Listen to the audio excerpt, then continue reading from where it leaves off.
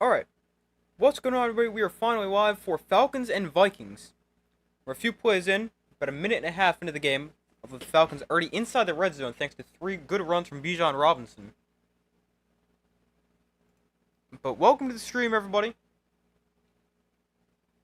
Let me pull up the chat.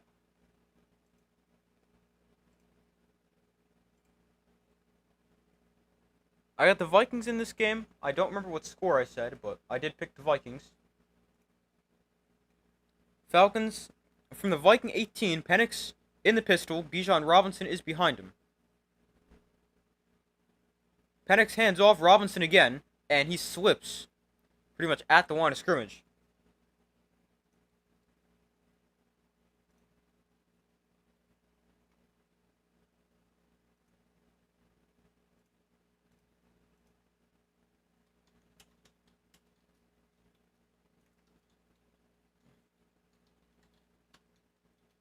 You got Minnesota? Yeah, me too.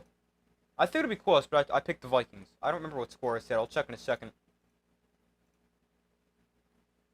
I'll have to change this in a second. Or I'll start changing it now. I always forget to change this before my next stream. I try to do it whenever I end my previous stream. I just always forget what teams are playing.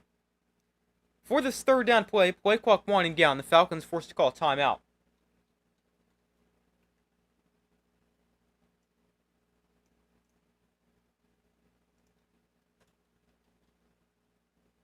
Give me 1 second. But welcome to the stream, everybody. Be sure to vote on the poll. You guys have winning. I got the Vikings in a close one. I probably said like 27, 24, something like that.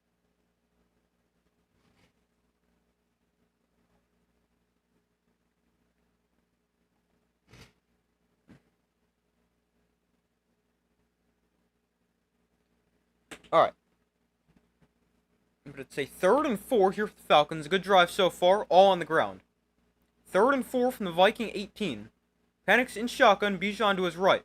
Vikings show blitz.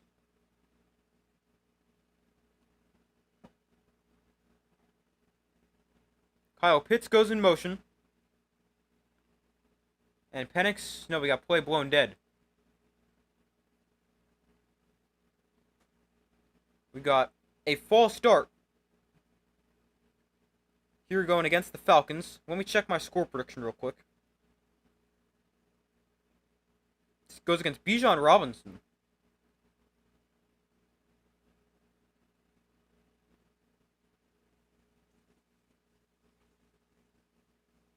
I think I've actually done a pretty good job predicting the game so far this week. I think I'm 10 and 3, something like that.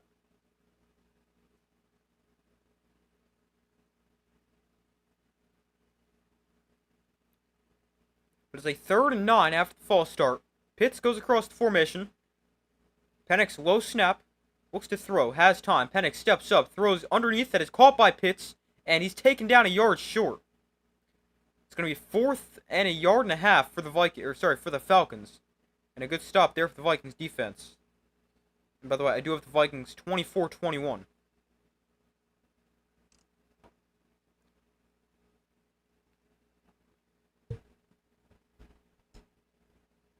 So it's 4th down. 4th and a long 1 for the Falcons. We're going to keep the offense out there and go for it. I just realized I have the ball marker by the wrong team. That's better. 4th and 1 for the Falcons. Penix comes under center. Robinson is the back. Play clock's at 0. And let's see, did they get a timeout in? They didn't. To delay a game here against the Falcons, now they're going to be forced to take the points. Now, the interesting thing right here for the Falcons is their usual kicker, Younghoe Koo, is inactive for this week's game.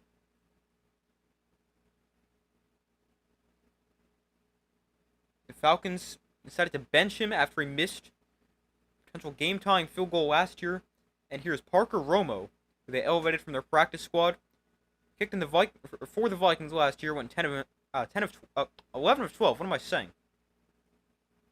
And Romo here, 38 yards away, and his kick is, I think he got it. Yeah, just barely.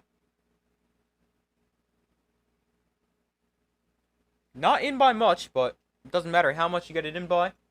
Field goal is good, and the Falcons. Why do I keep doing that? Falcons lead 3-0. But a good first drive for the Falcons, able to get 3 points.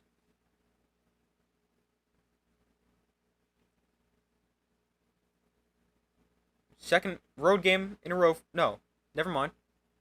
I was about to say second road game in a row for the Falcons. Just realized they were at home last week.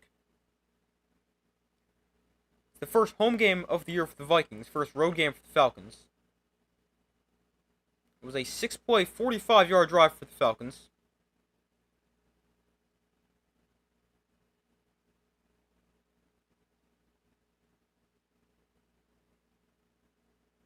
.47 yards. I know technically they only went 45. That factors in penalties.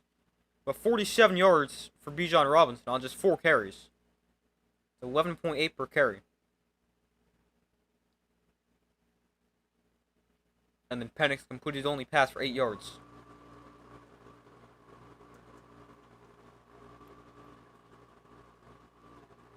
Be sure to vote in the poll if you guys have not already done so. I get the Vikings 27-21. Oh, sorry, 24-21.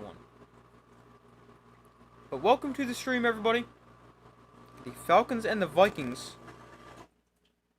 on Sunday Night Football.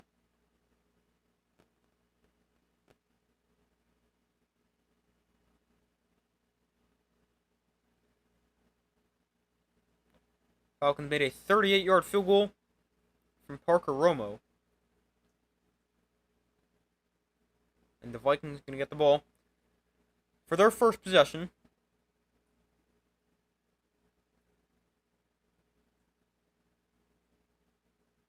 I am interested to see if J.J. McCarthy can carry over what he did in the fourth quarter of last week's game into this week's game.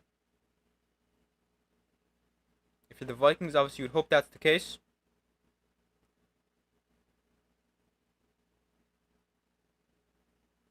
But I do have the Vikings winning this game. I've got them 24-21.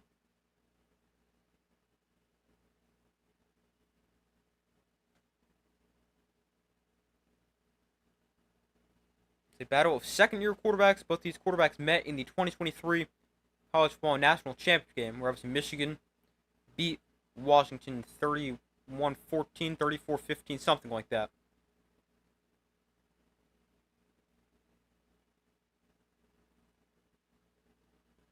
But the kick is away. Going to be returned here from about the 3-yard line. On the return, gets across the 25 and is taken down at the 27.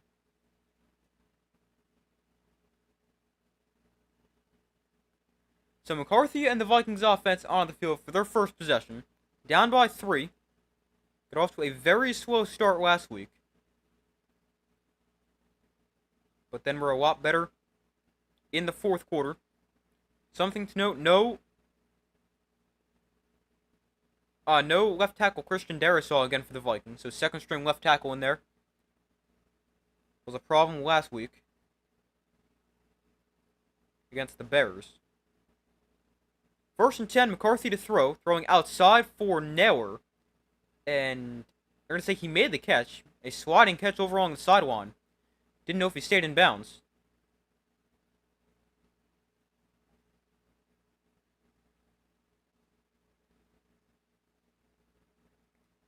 J.J. McCarthy is 64-3 as a starter since high school. And got his first NFL win last week. McCarthy under center here from the 29. Jefferson goes in motion. We'll toss it to Aaron Jones to the right side. And Jones runs into his own man and gains nothing. An early third down here for the Vikings. It's 3rd and 8. About 10:15 to go in the first quarter.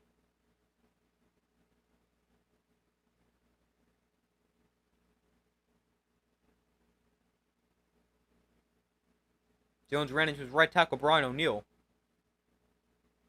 That slowed him down quite a bit. So it's spotted as a 3rd and 7 for the Vikings. McCarthy in shotgun back to his right. Naylor goes across the formation. McCarthy to throw. Falcons bring 5. McCarthy pressured. Rolls to his right. McCarthy can run. And McCarthy going to try to run. Stretches the ball for the first down. And the spot comes in. It's like just short.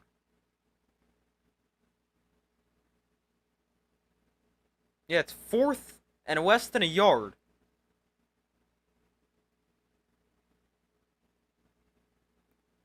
So 4th and short here for the Vikings. They got the offense out there to go for it from their own 42. McCarthy under center. And they're going to try to sneak. Oh, he didn't get that. Not even close. And the Falcons force a turnover on downs.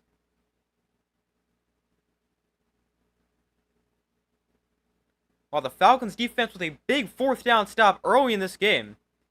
And they get the ball deep inside. Not deep inside, but inside Vikings territory. That wasn't even close.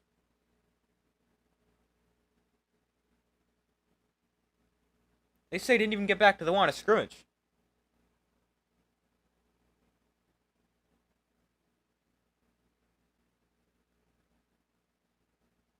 I mean, McCarthy just tries to, like... Oh, he might have lost the ball. That's why he had to, like, go low so early. I couldn't tell. Let's see. Oh, he lost the ball. That's why. He was able to get it back, but by the time he got it back, he was already on the ground. So that's why that was terrible. But the Falcons, great field position on the Vikings 36. Already up 3-0, 9:18 to go in the first quarter. Penix in the pistol. There's a handoff. Robinson right side, bounces to the outside. And Robinson is going to gain about 5. The Bears give up 52 points. Goodness, probably another bad year. Yeah, 52 is crazy. Yeah, I definitely did not expect the Bears to look that bad. They did not look good. They had, like, a good first quarter last week. And then the rest of last week's game and then this week, they were terrible.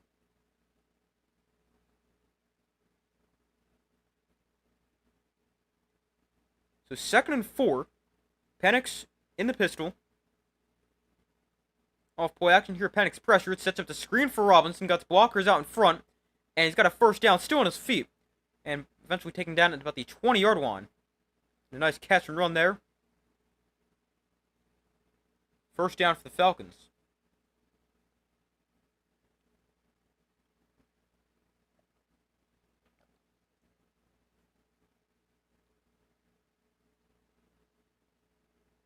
Oh, that actually bounced. Robinson caught that on the ground.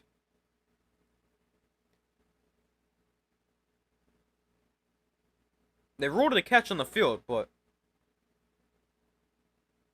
that should probably get changed. It was a low throw from Penix, but he had a defender right in his face.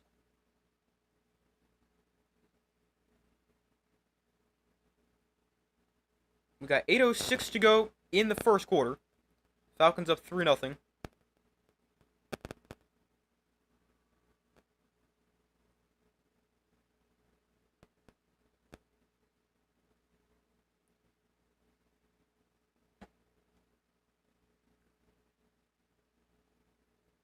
So yeah, they did back him up and rule incomplete, which is definitely the right call.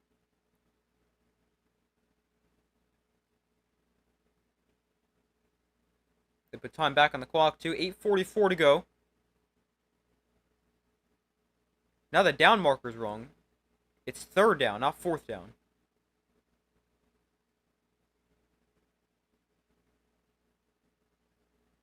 So it's 3rd and 3.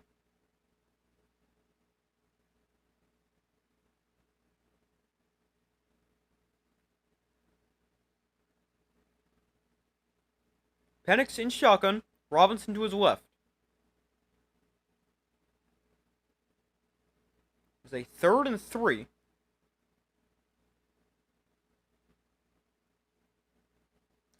From the Vikings 30. Really more like 3rd and 4. Mooney goes in motion. Vikings bring 4. Penix quick throw. Call for a first down. Kyle Pitts down to the 15-yard line. Nice throw and catch. Nice quick throw there for Penix. Got rid of it very quickly. And able to find Pitts.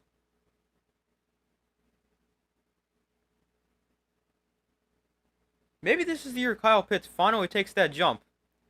I mean, I know we've been talking about that for like years, but maybe it's finally the year. Although, with him, who knows? Although, 7 for 59 last week. 7 catches tied for the second most in his career. A 1st and 10 here from the 15. Penix looks to throw. Throwing outside, there's Bijan Robinson forced out after a gain of 5.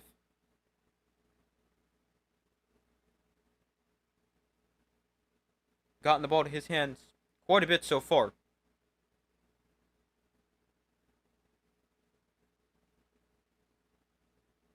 Bijan Robinson last week, 107 yards after the catch against the Buccaneers. That's the most in the NFL.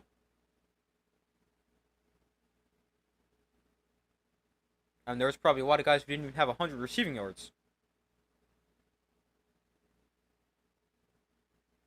So 2nd and 5. Drake London goes in motion. Penix looks to throw. Penix throws underneath, that is dropped. Looking for Bijan again. Brings up 3rd and 5.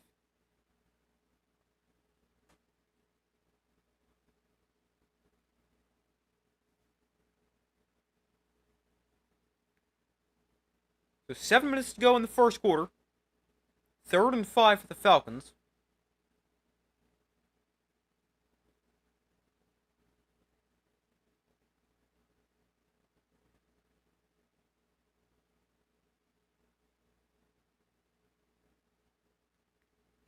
From the 10, Penix in shotgun. Darnell Mooney goes in motion. Penix steps up, rolls to his left. Penix on the run, throws into the end zone. Whoa, and incomplete.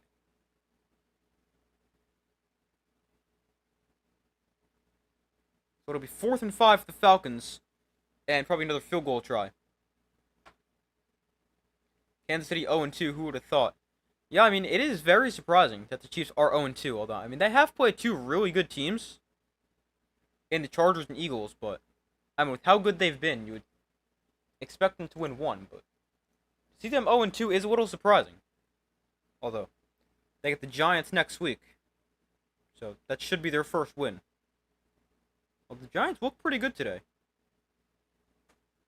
29-yard field goal here for Romo. This one is right down the middle, and it's a 6-0 Falcons lead.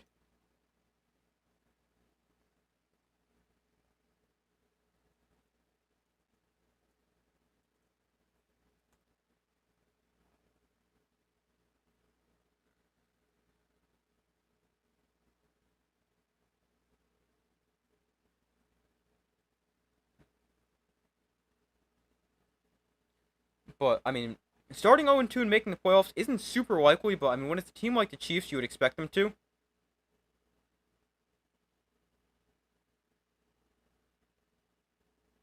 Although, I'm trying to find the exact number right now.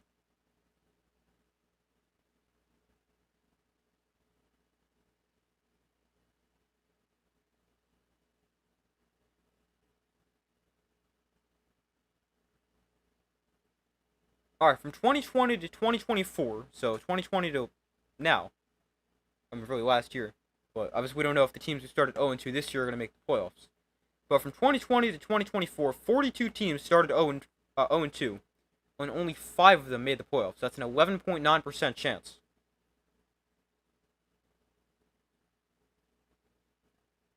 Last year we saw 3 teams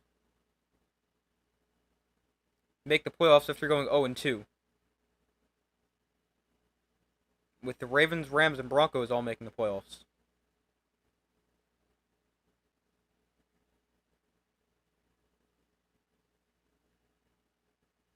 And from 1990 to 2023, about 11.5% of teams that started 0-2 made the playoffs, which is 32 out of 279.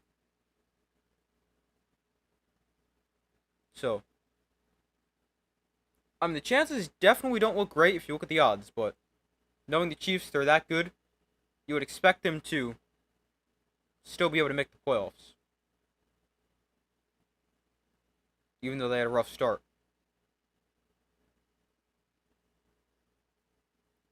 But we still wait for them to come back from commercial here. Vikings can get the ball back. Now down 6-0. Although good job of the Vikings defense to allow just 3 after the turnover on downs.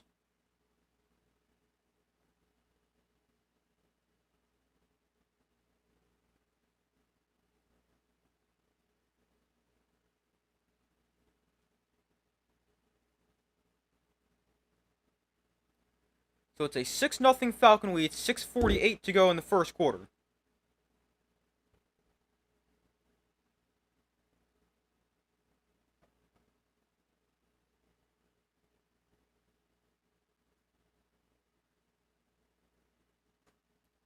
So far this year, we've seen 77% of kickoffs get returned after the 2 lowest rates in NFL history in 2023 and 2024.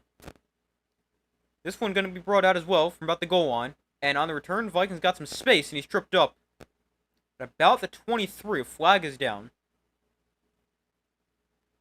I don't love how pretty much every kickoff gets returned now. I know it's really 3 out of every 4, but I kind of liked when we saw a lot of touchbacks.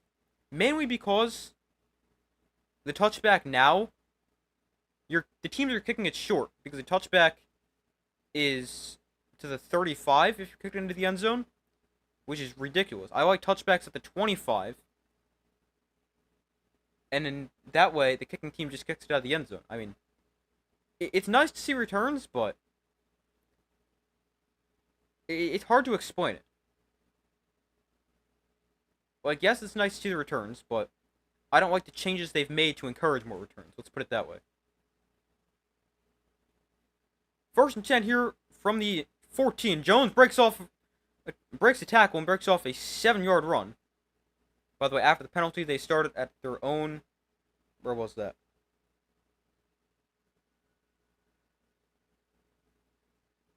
Their own 14, I think? Yeah, their own 14-yard line. After the penalty and the kick return. So it's a 2nd and 3 from the 21. McCarthy under center. Jones is the back. And Jones gets it again here. This time cutting to the left side. And Jones gains just a yard. Nice tackle right there by Arnold Ebiketie. Stops him pretty much at the line of scrimmage. They will give Jones a yard. So it's 3rd and 2 for the Vikings.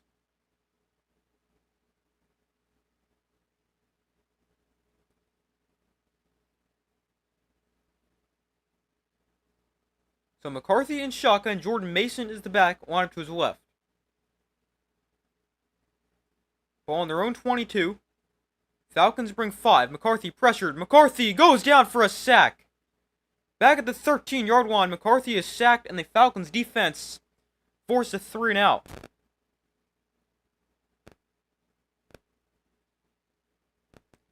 The rookie from Tennessee, James Pierce Jr. with the sack. For the Falcons, he was one of their 2 first-round picks spent on an edge rusher.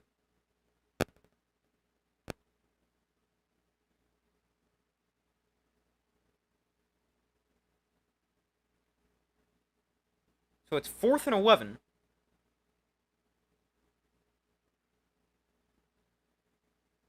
And here's the punt for the Vikings. And the kick is away. It's a good kick. Fair catch at the 27-28 yard line. Somewhere around there. Very good punt. And that's where the Falcons take over. Still up 6-0. With 4:35 to go in the first. Just saw this from Adam Schefter. This is very interesting. Images of Joe Burrow's turf toe injury are being sent to a noted foot specialist to be reviewed. If surgery is deemed necessary, it would be expected to sideline Burrow for 3 months. And Burrow was in a walking boot and on crutches after today's game. So, that does not seem good. I mean, 3 months, that puts him back mid-December. And who knows what's going on with the Bengals till then. I mean, Jake Browning is solid, but he's definitely not Joe Burrow. The good news for the Bengals, they have gotten off to a good start. They're 2-0. But, I mean, that puts him back 3 months from today is exactly December 14th, which is They play the Ravens. They have 4 regular season games left at that point. Ravens, Dolphins, Cardinals, Browns. That could be bad.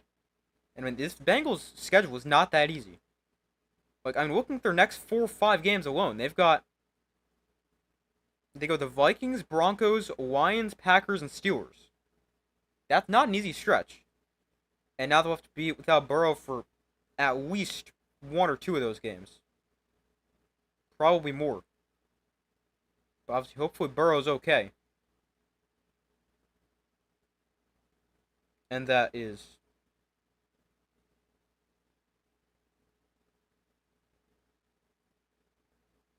not end up being the case, but it doesn't look good if he's in a walking boot and on crutches after the game.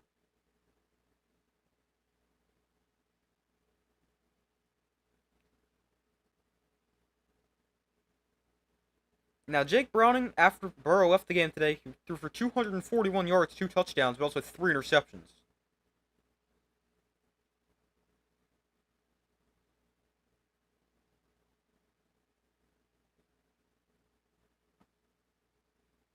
Now, we saw Browning be the starting quarterback for the Bengals in 2023 when Burrow got hurt. But, I mean, he was good, but he wasn't Joe Burrow, obviously.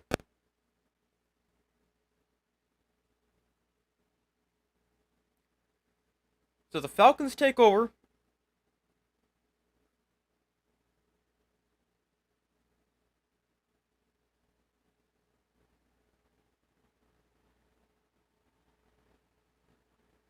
They take over at their own 28-yard line. Penix in shotgun. Darnell Mooney goes in motion. Penix off play action, looks to throw. Penix all day, and he'll just check it down to Tyler Algier for a gain of 3. Flag is down.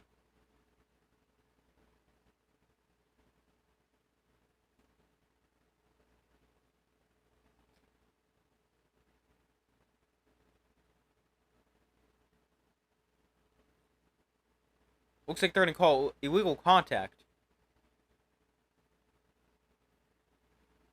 Yeah, against Murphy.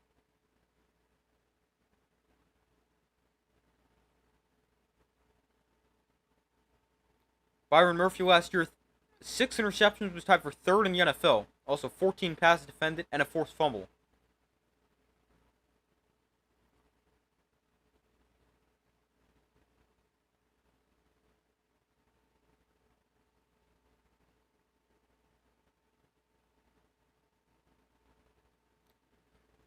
So 1st and 10 from the 33 after the penalty. Darnell Mooney goes in motion. And here's the handoff to Algier up the middle. And Algier gains about 5. Brings up 2nd down. I'm going to go get a tissue real quick. I'll be right back.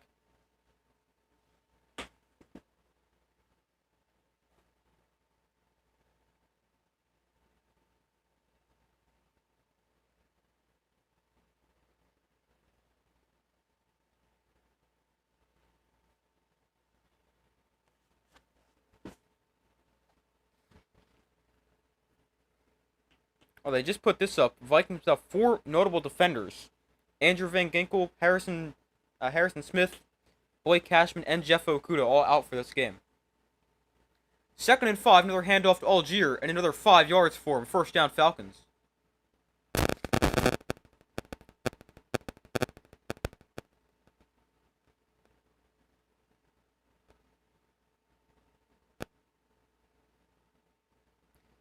Joe Burrow's, he's feared to have suffered a grade 3 turf toe injury that would require surgery and put him out 3 months. Or at least 3 months.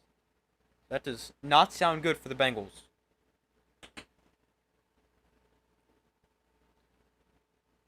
So 1st and 10 here from the 44.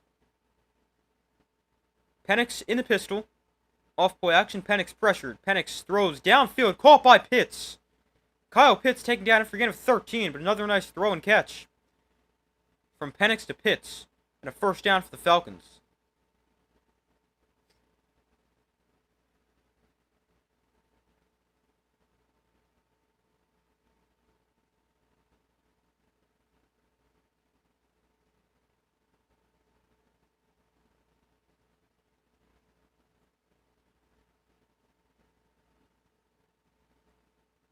Kyle Pitts already 3 catches for 34 yards.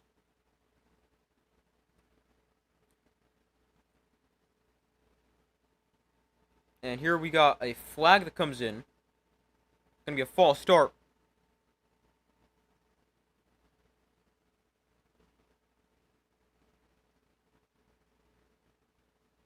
False start against Kyle Pitts.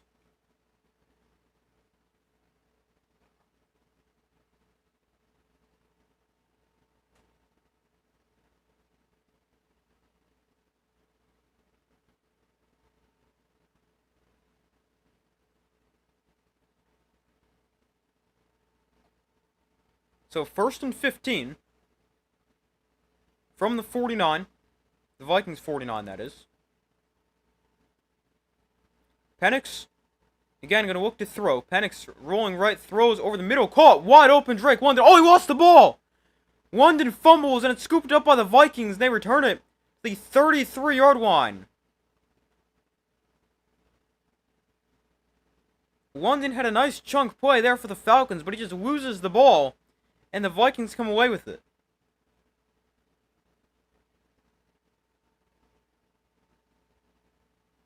Was punched out by Wilson, and the Vikings defense with a big turnover.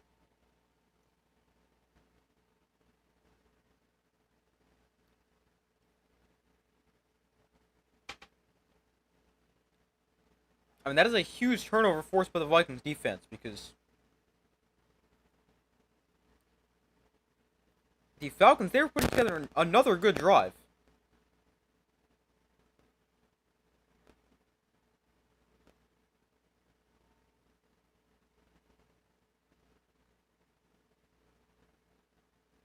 But it was a 20-yard catch and then a 10-yard fumble return. So the Vikings have it on their own 32.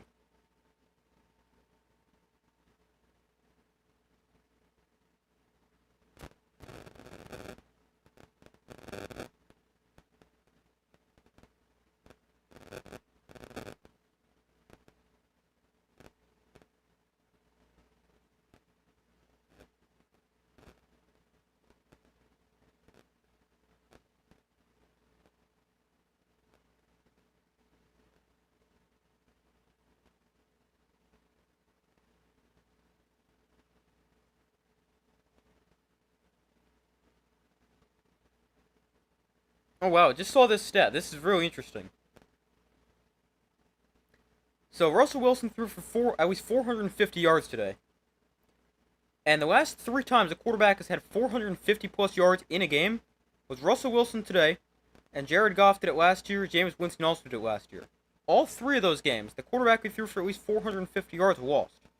That is interesting.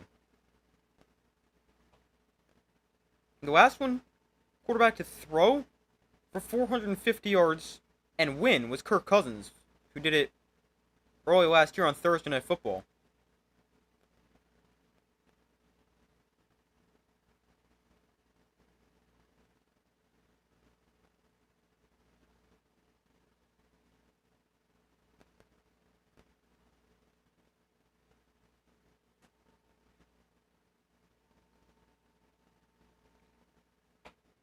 So they go back to this play for the Falcons. London was wide open. Penix gave him a good throw, and then they got punched out by Wilson. And the Vikings defense forced the first turnover of the game. So McCarthy and the Vikings offense on the field at their own 32. McCarthy going to look to throw. McCarthy throws downfield, that is caught by Jefferson for a gain of about 10. Actually, they're going to give him 9 because he came backwards to get the ball. So a gain of 9 for Jefferson makes it 2nd and 1.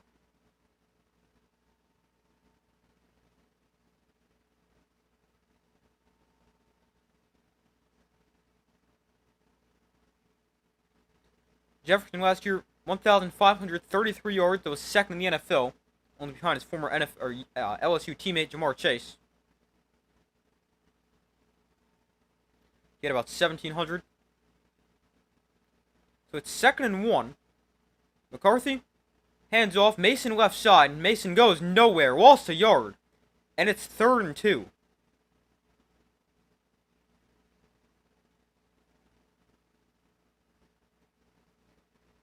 I believe the Vikings are still without a first down in this game.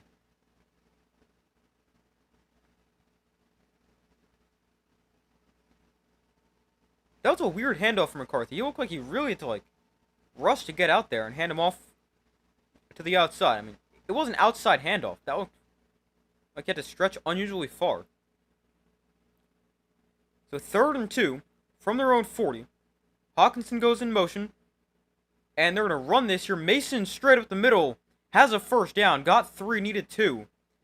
And for the first time today on the final play of the quarter, the Vikings move the sticks.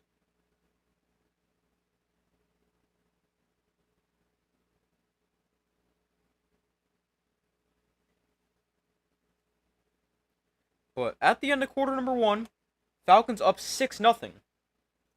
Although, definitely could be a lot better. Some missed opportunities for the Falcons, settling for 2 field goals on their 2 red zone trips, and then turning it over on their most recent possession.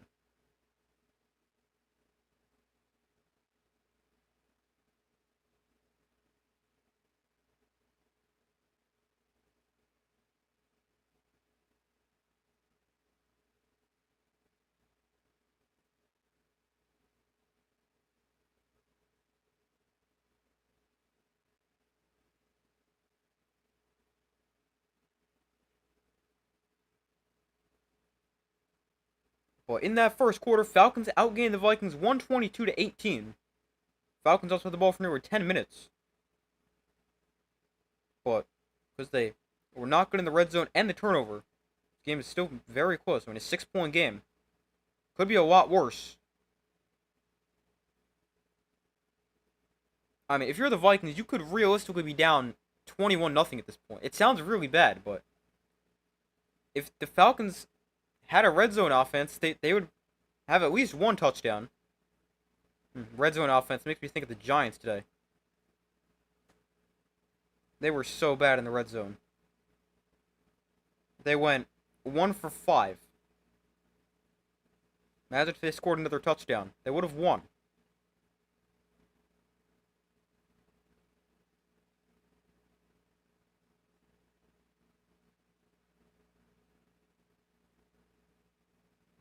But, I mean, I was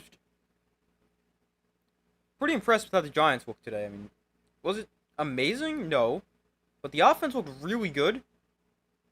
They showed they can still be good. Which, I mean, that's been the problem with the Giants for the last few years. The offense has been terrible. I mean, the offense actually looked really good. Malik Neighbors had a huge game. Russ threw for 450 yards. And the problem for the Giants was the defense. They were awful. And, of course, the one game the offense scores 37 points. The defense gives up 40. That's how it's going to go for the Giants.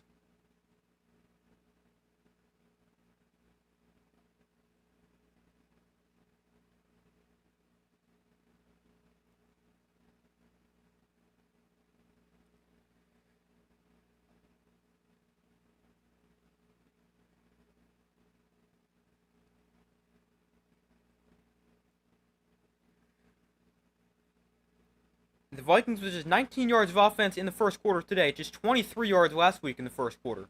Here they're going to try to set up the screen to Jordan Mason, and on the first play of the second quarter, he gains about 3. So still not much for the Vikings. Mason was one of the guys who really jump-started the offense for the Vikings last week.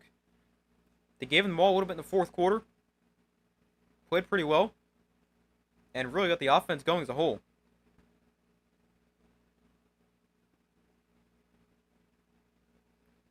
So it's 2nd and 8. They give him 2 on the screen. Mason remains the running back. McCarthy under center. Off play action, McCarthy rolls left. And McCarthy going to try to run it right here. And he's got about 3.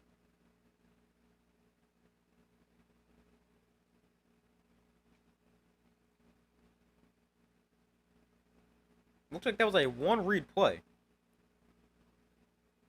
McCarthy's supposed to throw it to the guy in the flat. And didn't like it, so he takes off. And they're going to give him 2. So it's 3rd and 6 for the Vikings. They're 1 of 3 on 3rd down.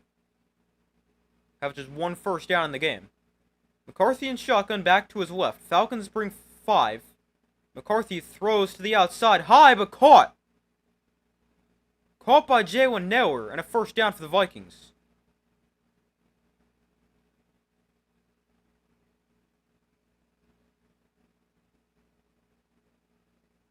Was high, but the Vikings very lucky he's able to make that play. So otherwise, they're looking at another punt.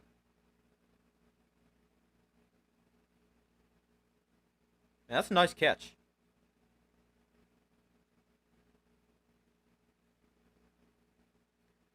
So 1st and 10 from the Falcon 42. McCarthy under center. And hands off to Jordan Mason, makes a cut. And Mason cuts upfield, going to get about 5.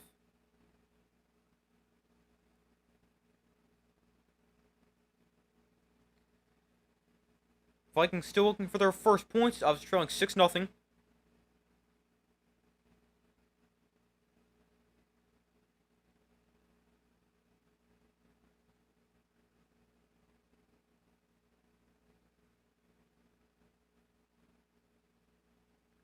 So it's 2nd and 4 from the 35. Early movement here, and looks like a false start against the Vikings. On the right side of the offensive line.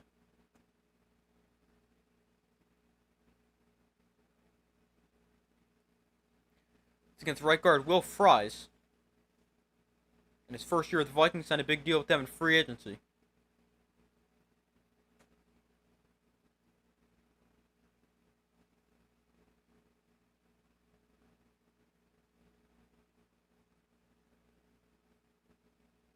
Both teams 3 penalties, 15 yards against the Falcons, 20 against the Vikings. So 2nd and 9. Or sorry, 2nd and 9. Another run play for Jordan Mason. And Mason, a good run, gets pushed from the offensive line, gains about 8. Just short of another first down. But a good run there. Brings up 3rd and short for the Vikings.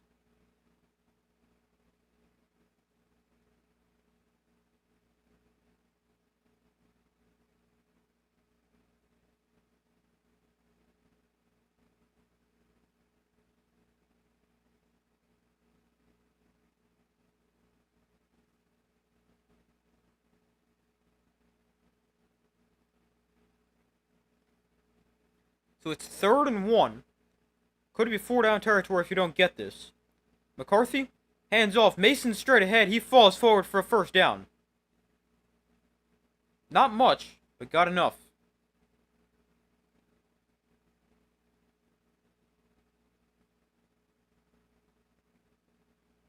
Aaron Jones now back in the game at running back. Mason stays in there as well. So 2 running backs in the game.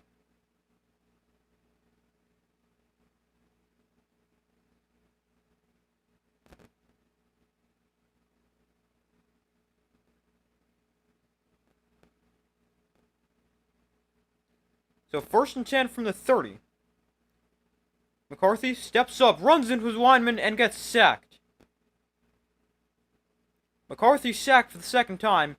The pocket just collapsed. He had nowhere to go. And Leonard Floyd with the sack.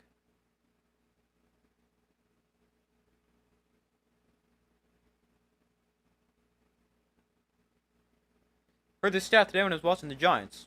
Leonard Floyd is one of 4 players to have at least 8 sacks each of the last 4 years. The other 3, Trey Hendrickson, Myles Garrett, and Brian Burns. And obviously Leonard Floyd. 2nd and 18, McCarthy to throw. McCarthy has time. Throws underneath. Dropped by Hawkinson. Incomplete. 3rd and long. Here for the Vikings. Right here, you're probably just thinking get something to get in field goal range. But it's going to be hard to pick this up.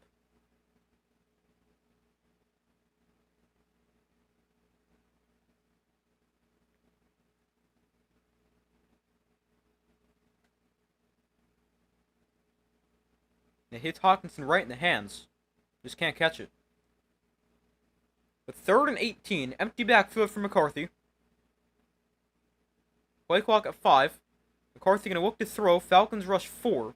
McCarthy has time. Zips it downfield, and it's caught? No.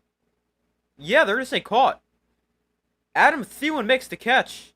Gain of 19 and a first down. The ball got ripped free at the end, but they say after the catch.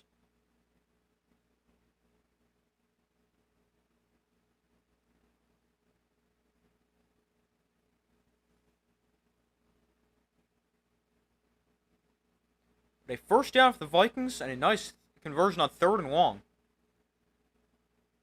From the 20, McCarthy in shotgun. Gonna look to throw. Falcons bring just 3. McCarthy takes a shot at the end zone. It is incomplete. No, it's caught. Never mind. Caught by Naylor. Well, what a catch along the sideline.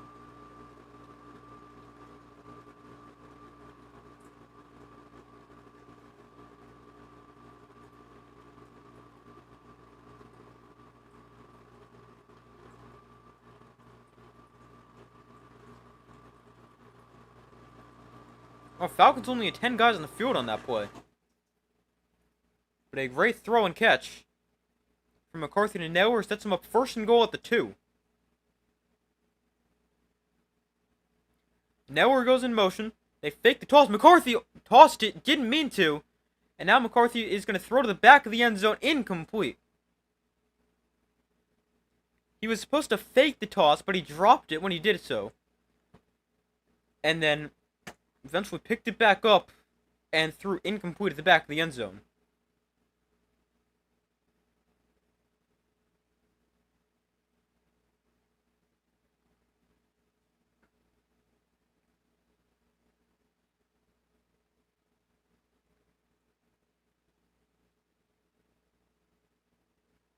But a good job by McCarthy to save that play. That could have been bad. A 14-play, 66-yard drive that's taken 8 minutes off the clock. That's insane. 2nd and goal. McCarthy under center. And we have a flag down. It's delay a game.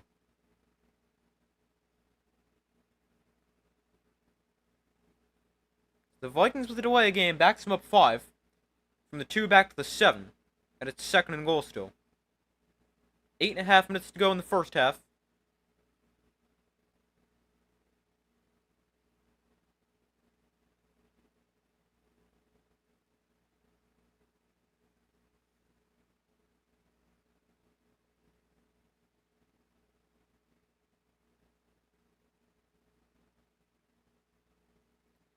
So 2nd and goal from the 7. McCarthy under center. Off play action. McCarthy pressured. McCarthy dropped again. Another sack. This time it's the other rookie, Jalen Walker, the rookie from Georgia. And it's 3rd and goal for the Vikings. 3rd sack of the day for this Falcons defense.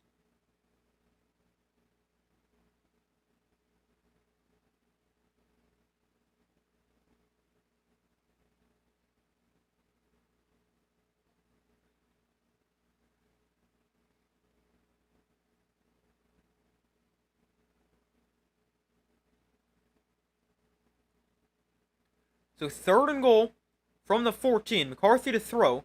Has time here. Now McCarthy going to try to run, but the pressure gets to him. And he's taken down for another sack. And it's 4th down.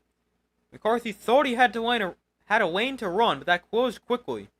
And the Vikings going to be forced to send out the field goal unit. Another good play by the Falcons defense. So here's Will Reichard in his 2nd season. Is 26 of 32. Last week hit a career-long 59-yarder against the Bears. But here is Reichard from the right hash. 33 yards, same as an extra point. And it is good.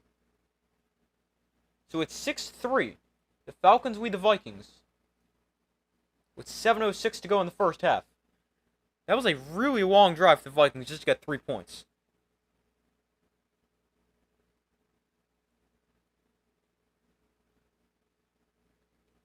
They go 17 plays, 53 yards. They take 9:22 off the clock just to kick a field goal.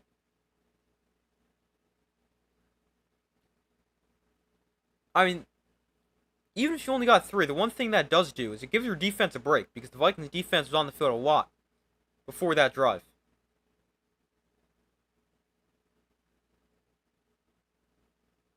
Prior to that draft, Falcons had the ball for 9.5 minutes. Vikings had it for just 4. But now the Vikings just hold the ball for 13 minutes. That is definitely helps. Gives the defense a break.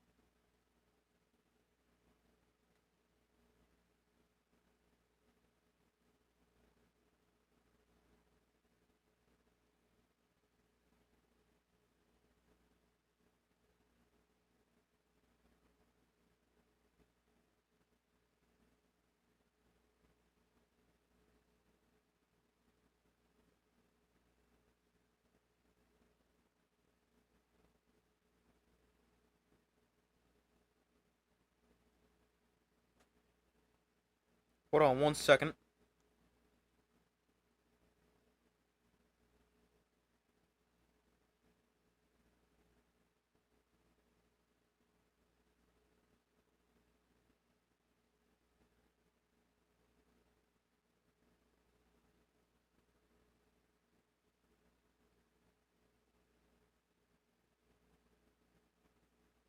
We got 7:06 to go in the first half. A field goal contest so far. 6-3 Falcons lead.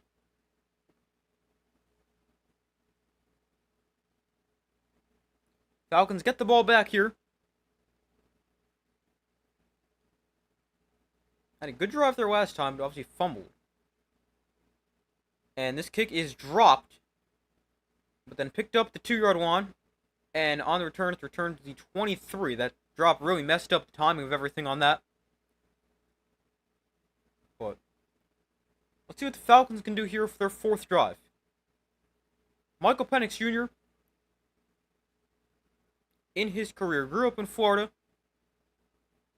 Was at Indiana from 2018 to 2021. 4 season-ending injuries in 4 years.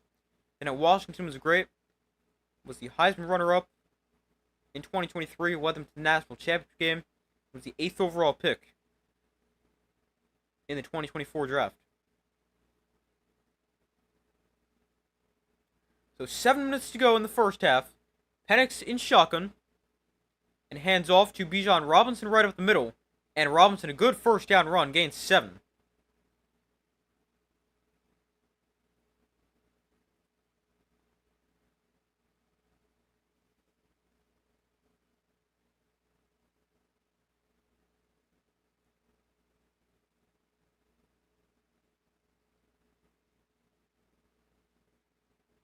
So it's 2nd and 3.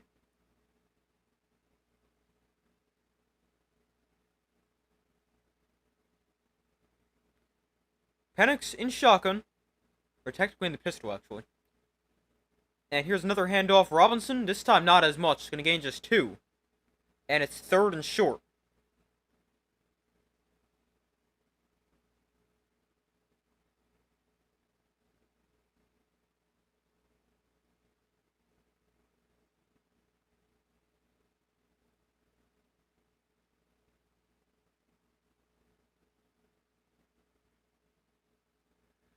So it's 3rd and inches.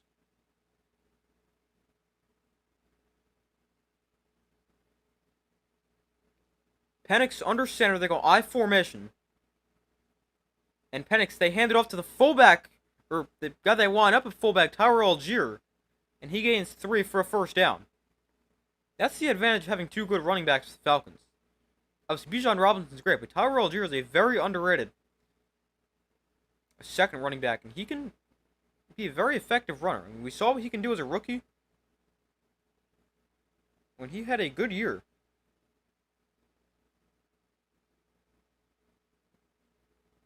He's a part of the reason I wasn't a huge fan of the Bijan Robinson pick when it happened, because I didn't think the Falcons should spend a pick on a running back right there when they had Tyler Algier. Penix off play action here, looks to throw, pressure, Penix still on his feet, now goes down. At the 26-yard line, Dallas Turner, another second-year player, takes down Penix with 4:45 to go in the first half.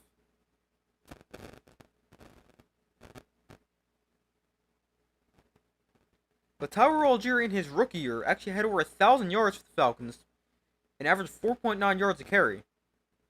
But then that offseason, they drafted Bijan Robinson, which is, as I just said, why I didn't like the pick at the time. But Algier, a very underrated player.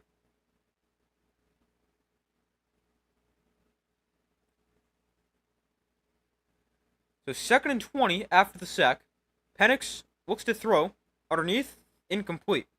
Trying to find McLeod, but he drops it, and it's 3rd and 20.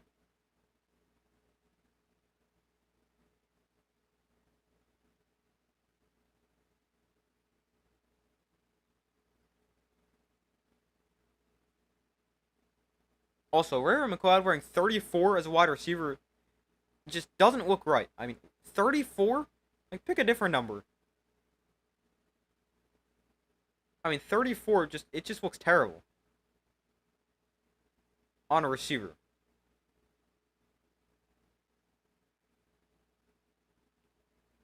So 3rd and 20 here, play clock winding down. They will get the playoff. Penix has plenty of time, and he'll just check it down to Bijan, who's got space after the catch, makes a man miss, stays in bounds, and gets knocked out 5 yards short of the line to gain. So a 15-yard catch and run for Bijan Robinson, but not enough. And it's 4th down.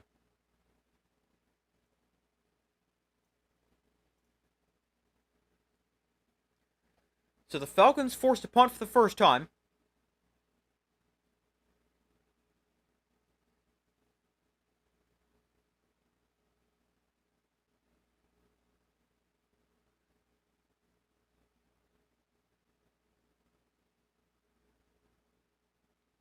So Bradley Pinion sends it away. The returner Price had a big debut last week, but not a big return here. Taken down as he catches the ball. And no gain in the return. Great coverage there by the Falcons. And the Vikings backed up deep inside their own territory with 3:23 to go in the first half. Falcons still up 6-3.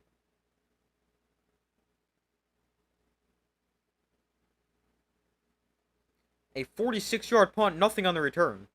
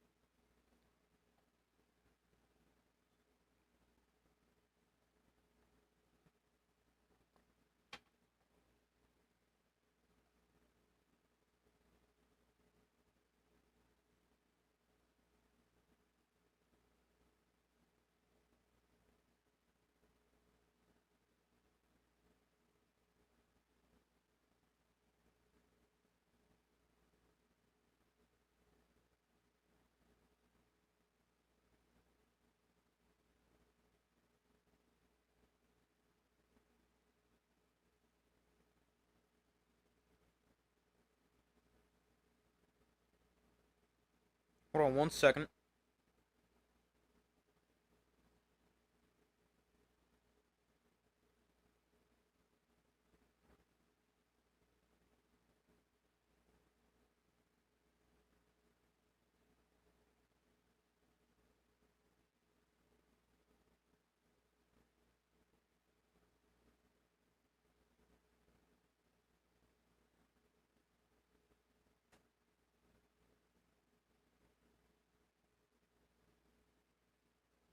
But we still wait for them to come back from commercial. Vikings get the ball back. Spotted at their own 13.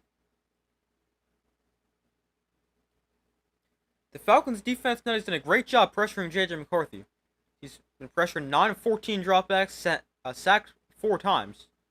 And the Falcons, that's a 64% pressure rate, which would be the highest they've had since 2018. They made some big changes to the defensive line, but drafting 2 edge rushers in the first round, and that really helps the pass rush that was worse in the NFL last year. So 1st and 10 from the 13.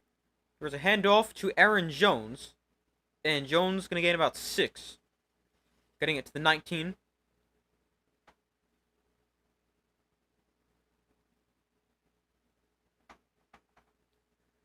The Vikings with a new center into the game, Ryan Kelly being evaluated for a concussion. Hopefully he's okay.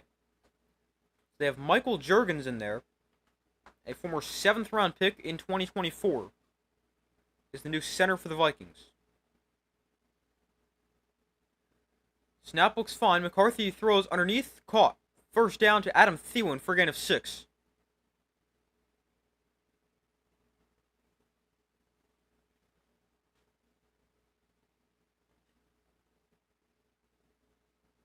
McCarthy tonight, 7 of 9, 68 yards. He's been pretty good when he's had time, although hasn't always had a ton of time.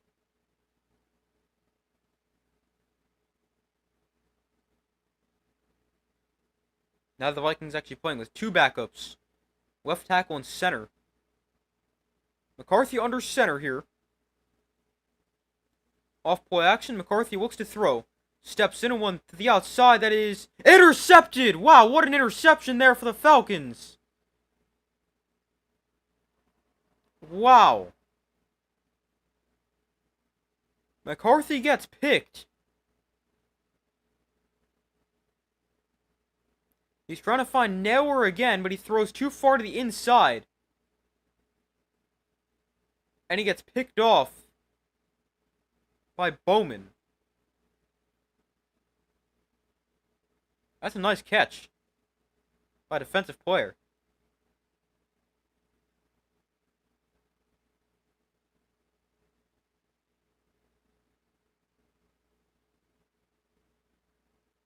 I didn't know who caught that at first. I just saw the Falcons guy come up with it, so I figured it was picked off, and it was.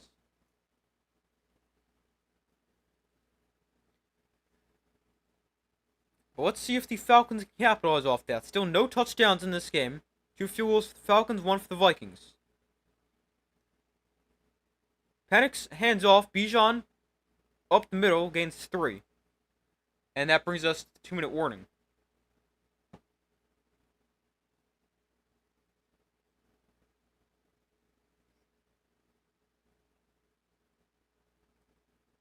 Bijan Robinson, 86 total yards, 66 through the air, through on the ground, on just 8 carries. And he's also got 2 catches for 20 yards. He's had a really good first half.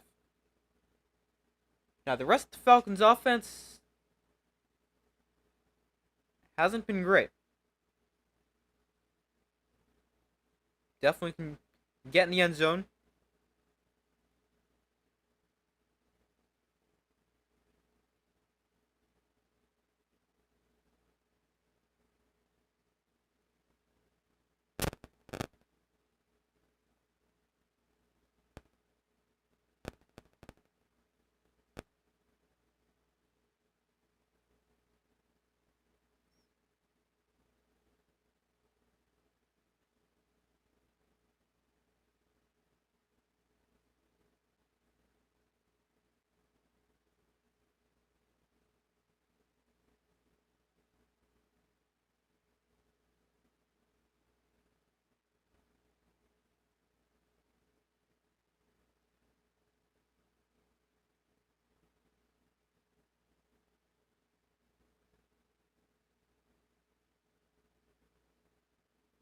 But we still wait for them to come back from commercial at the 2-minute warning.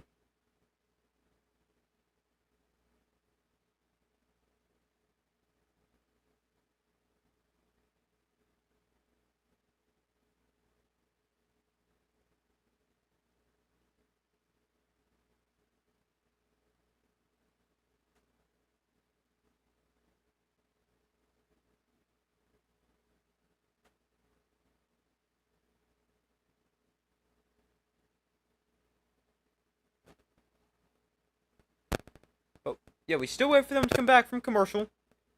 At the 2-minute warning here of the first half, Falcons up 6-3.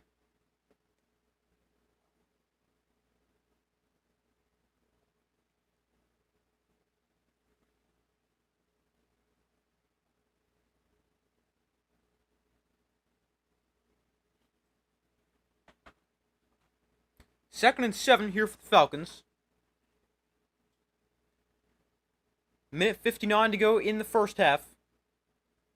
The Vikings still have all 3 timeouts. Falcons have 2. So from the 35, the Vikings 35 that is. Might have a free play. Penix doesn't realize it. And throws incomplete. Flag is now down where he got hit. This might be roughing the passer too. Hey, welcome to the stream.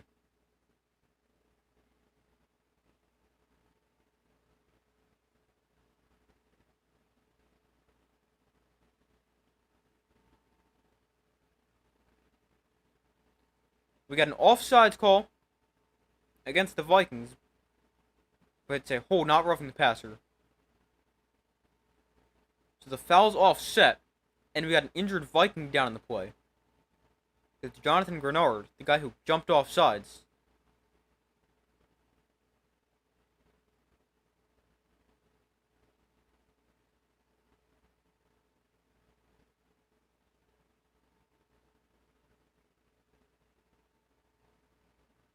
So second and 7, after the offsetting penalties.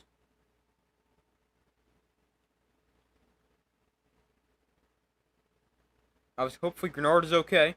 He's the guy who got pressure there, but was offsides.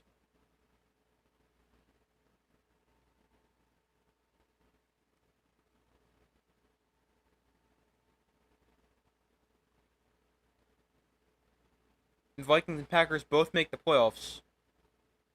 I can see it. And Packers, they've looked great so far. Vikings haven't looked that good, but I mean, they don't look terrible either. Definitely possible.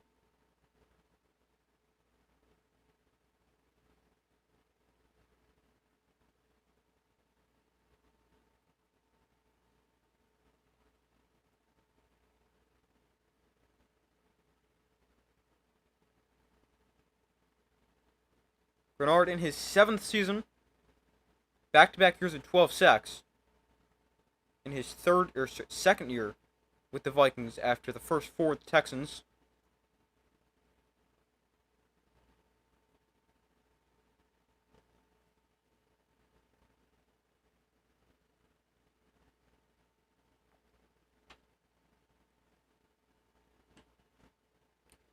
So far, results in the poll, everyone said the Vikings will win. Be sure to vote if you guys have not already done so.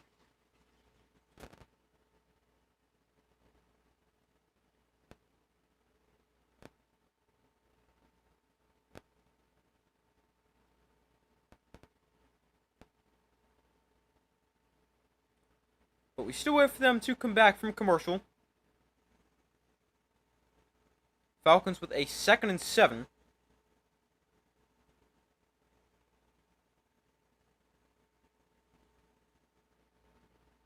They have a second and 7 on the Vikings 35.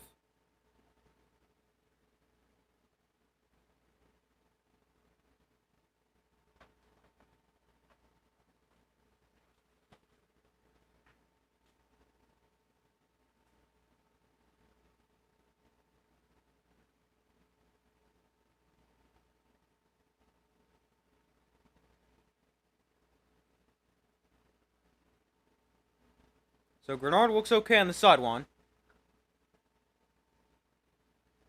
Second and 7 from the 35.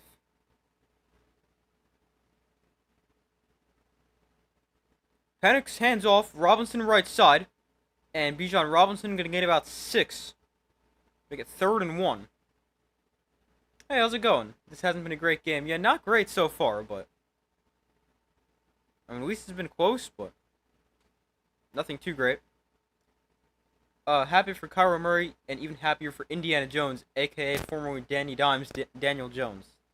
It's crazy that he's actually playing well. I mean, he does have the best supporting cast he's ever had, because the Giants never really gave him a good one, but I never thought he'd look this good. Third and short here for the Falcons. Penix under center. Hands off to Tyler Algier. He's got a first down, breaks the tackle, and Algier to the 19.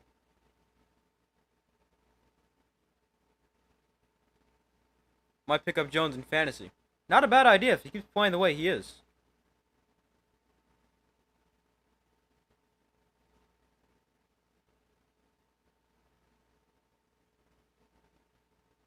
And the Colts with another win.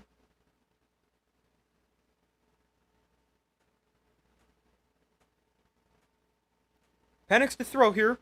Throwing outside. Caught by Algier. Gain of 4. Forced to bounce with 36 seconds left.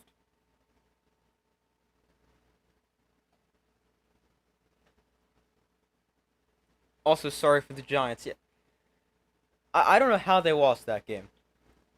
I got so excited when Neighbors caught that in the end zone, and then the defense allows the Cowboys to get in range for a 64-yard field goal, which of course they make.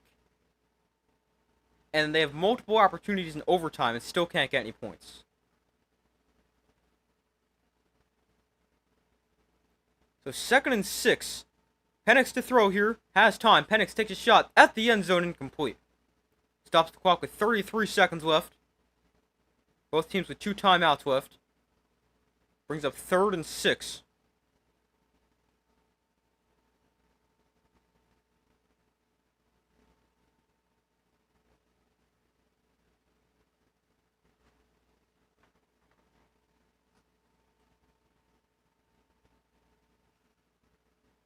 Yeah, I really thought the Giants were going to win that game.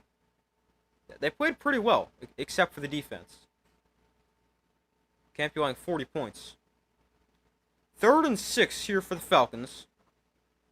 Penix looks to throw. Penix pocket collapsing, throws downfield, that is incomplete. Trying to find McLeod in the corner of the end zone. But another incompletion. And another field goal try here for the Falcons.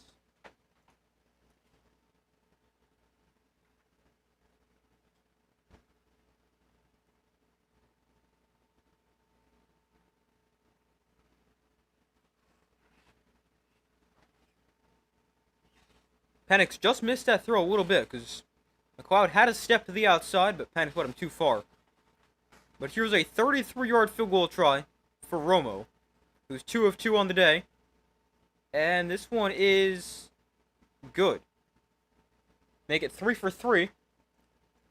And the field goal contest continues. Falcons back up 6. And let's see what the Vikings can do here before halftime. They have 25 seconds, 2 timeouts.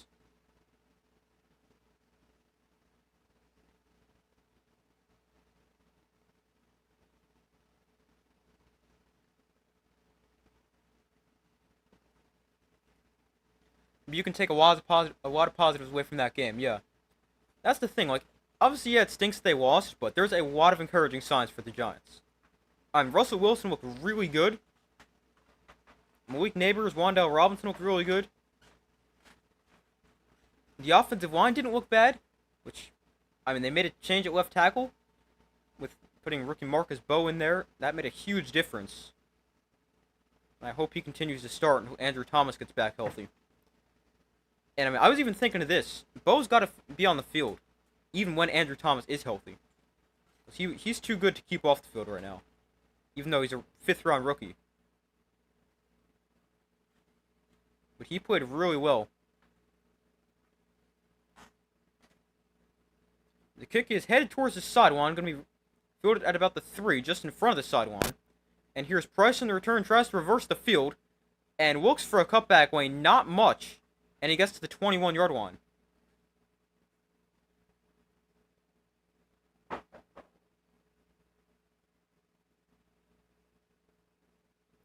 Burrow out for the season. Just saw an X in Bleacher Report. 3+ months. Yeah, I saw that. That's a big loss for the Bengals. He'll probably need surgery out at least 3 months.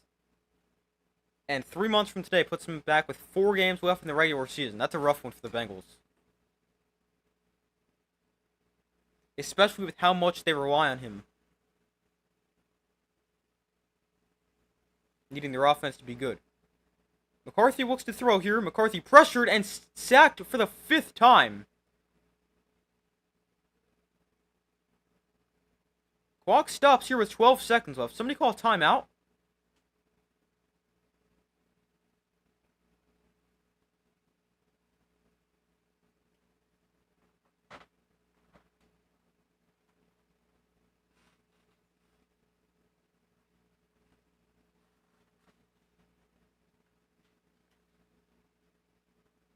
I don't know if somebody called a timeout here, because it seemed like the clock was stopped.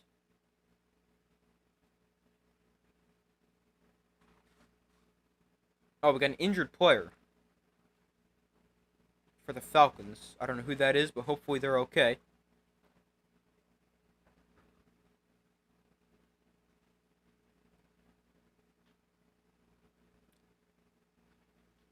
Pretty crazy games in the early window. Yeah, that's true. I didn't really see many of the other games. I was watching the Giants, but... Oh, it's AJ Terrell who's down for the Falcons. That's bad. Hopefully he's okay. Oh, it's like a hamstring injury. That forced the Falcons to use a timeout. Because the injury was inside 2 minutes. Hopefully he's okay. He slowly walks off the field. But yeah, we had some pretty good games today. I mean, the Giants game was crazy. The Lions putting up 52 was crazy after they just scored 13 last week. Patriots beat the Dolphins.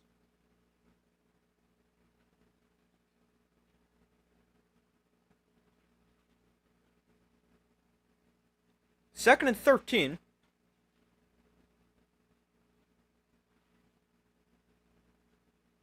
Let's see what the Vikings try to do here. McCarthy just sacked for the 5th time. If I'm the Vikings, I think I just take this to halftime. You get the ball after halftime. I'm just going to hand this off, not do anything too risky. McCarthy will look to throw. McCarthy has time. Throws deep downfield. It's caught by Jefferson, wide open. Jefferson is still going down at the 33-yard line. And the Vikings call timeout with 2 seconds left. Wow. How do you give that up for the Falcons?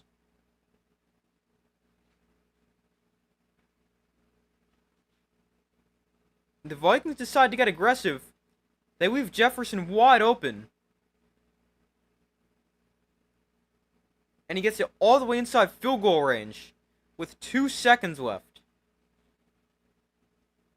That is the one thing you couldn't do if you're the Falcons. How do you let that happen? But the Vikings in field goal range, going to send on the field goal unit, and kicker Will Reichert for a 51-yarder here before the half. Career long of 59, and Reichert's kick is on the way, and right down the middle. Good by plenty of distance as well, and it's 9-6 at the half. I mean, how do you let that happen if you're the Falcons defense?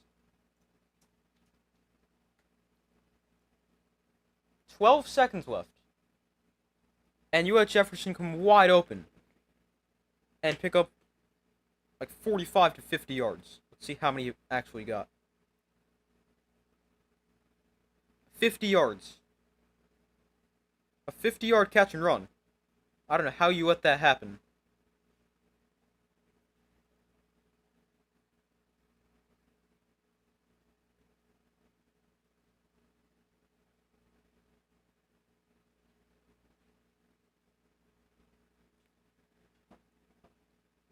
But 9-6 at the half. Still no touchdowns in this game. Bengals are cooked. Yeah. It's not going to be great.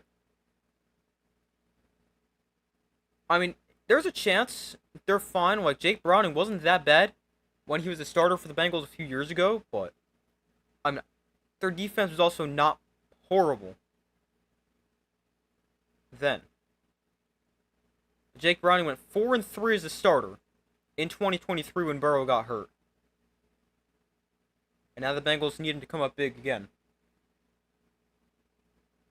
Now, I mean, he wasn't awful. I didn't watch the game for the Bengals. But, I mean, he threw for 241 and 2 touchdowns, but had 3 interceptions. But, I mean, if you're the Bengals, you're already 2-0 right now, which is a better start you had than last year. And if they can stay around 500, just stay in that playoff picture for when Burrow comes back, that should be the goal. Although, I mean, the Bengals' schedule's tough. Their next 5 games, they've got the Vikings, Broncos, Lions, Packers, and Steelers. And then they also have to play the Ravens twice, obviously. They've got the Bills on the schedule. It's not easy. But if they can go roughly 500 for when Burrow gets back, they've got a chance. I mean, that's also if Burrow recovers in exactly 3 months. That puts him back for against the Ravens.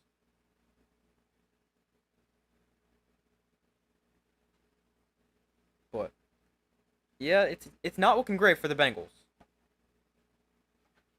All right, I'm gonna go take a quick break, use the bathroom, fill my water. I'll be right back.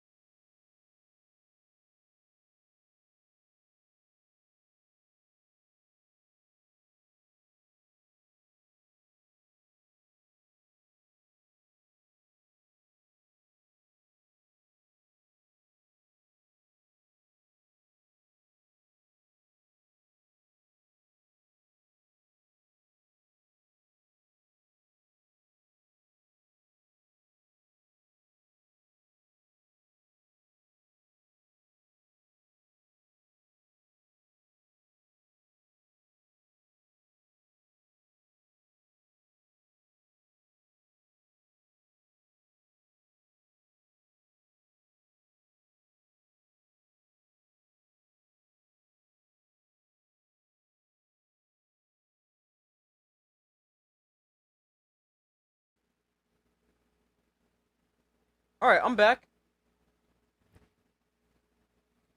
Thank you guys for staying with me as it took a quick break. But the Falcons lead the Vikings by a score of 9-6. The Vikings do get the ball to start the second half, but a very low-scoring first half field goal contest so far.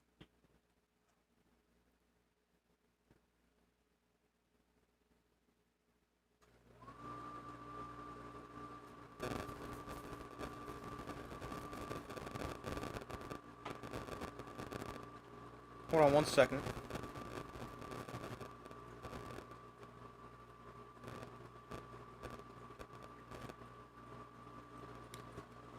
But, yeah, a field goal contest so far.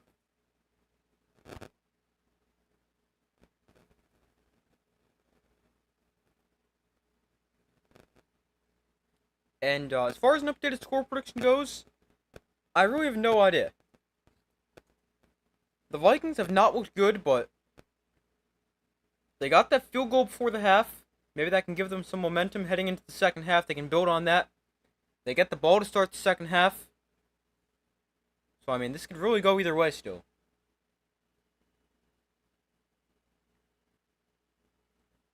But,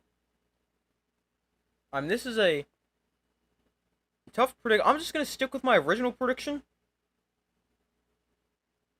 of the Vikings. I originally said 24-21, I think. But, yeah, I'll stick with the Vikings. I mean, I really have no idea. But we'll stick with the Vikings. We'll go a little bit lower scoring. And we'll go...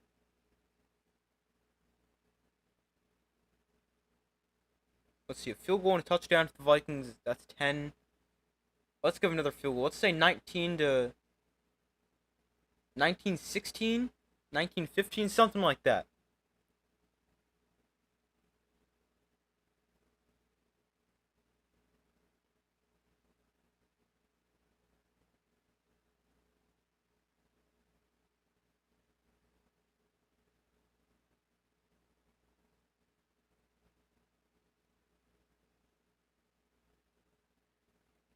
But going over some stats from the first half.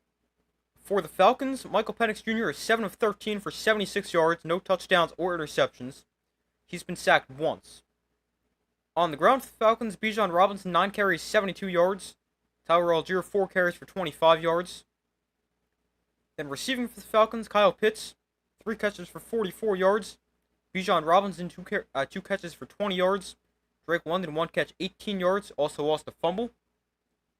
Tyler Algier, a catch for 4, and McLeod and Mooney both targeted twice, but combined for 0 catches. For the Vikings, J.J. McCarthy is 8 of 11 for 118 yards, no touchdowns, and an interception. He's also been sacked 5 times. Although, he has played fairly well, just hasn't really had a ton of time. Then on the ground for the Vikings, Jordan Mason, 5 carries, 18 yards. Aaron Jones, 4 carries, 15 yards. And J.J. McCarthy, 3 carries for 8 yards. That's 3.4 yards a carry as a team. 41 yards on 12 carries. Then receiving for the Vikings, Justin Jefferson has 2 for 59. I've said that big 50-yard catch and run right before the half. Then Jalen Nailor has 3 catches for 31 yards. Adam Thielen, 2 for 26. Jordan Mason, 1 catch, 2 yards. And T.J. Hockenson, no catches, but was targeted once.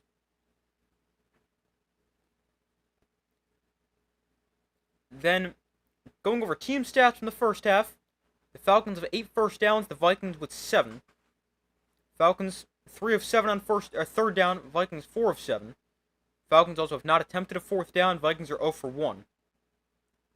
The Falcons are outgaining the Vikings 163 to 131. They're averaging more yards per play, 6 yards per play to 4.7. But the Vikings have been a better team through the air, 90 passing yards compared to 66.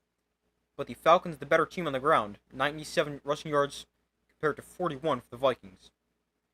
Neither team has been good in the red zone because neither team has scored a touchdown.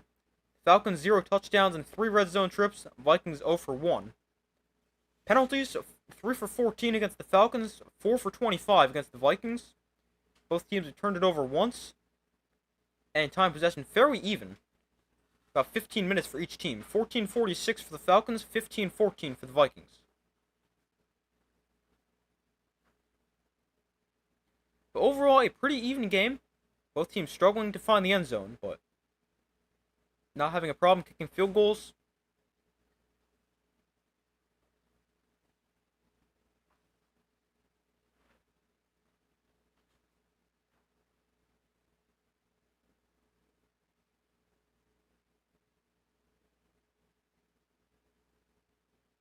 But good a good defensive first half, I guess you could say. Although the offense is not too great. Let's see. How soon do we have the rest of the second half starts? We've been at halftime for about 12, 13 minutes, so another few minutes. Actually, third quarter starting right now, never mind.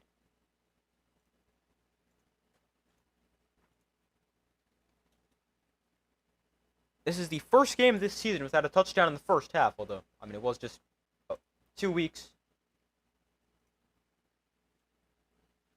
But before they start the second half, let's go over some scores from around the NFL real quick.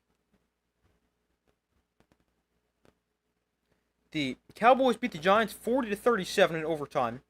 The Eagles beat the Chiefs 20-17 in a Super Bowl rematch. Cardinals beat the Panthers 27-22. The Colts upset the Broncos 29-28 on a walk-off field goal.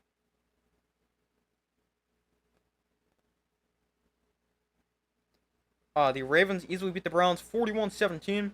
Bengals beat the Jaguars 31-27. Lions destroyed the Bears 52-21. Patriots beat the Dolphins 33-27. 49ers beat the Saints 26-21. Bills destroyed the Jets 30-10.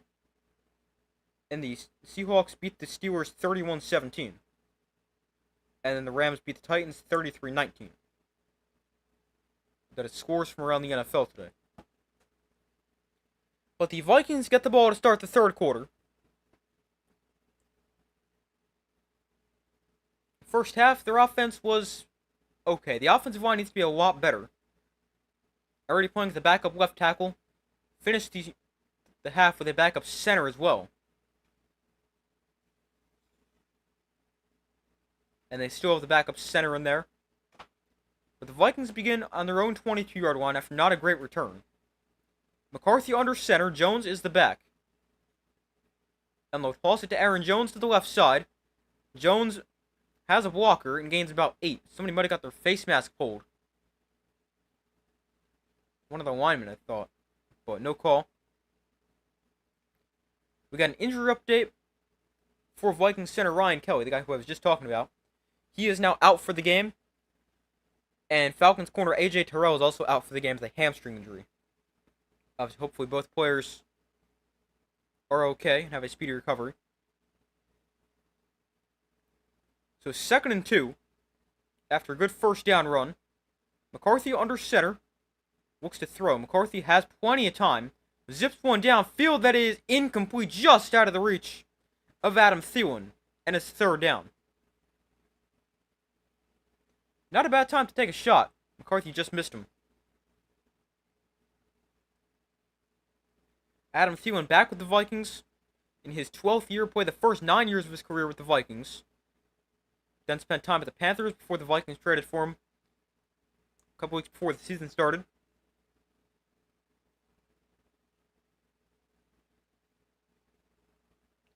So 3rd and 2. McCarthy in shotgun. Falcons show blitz. Low snap. McCarthy looks to throw.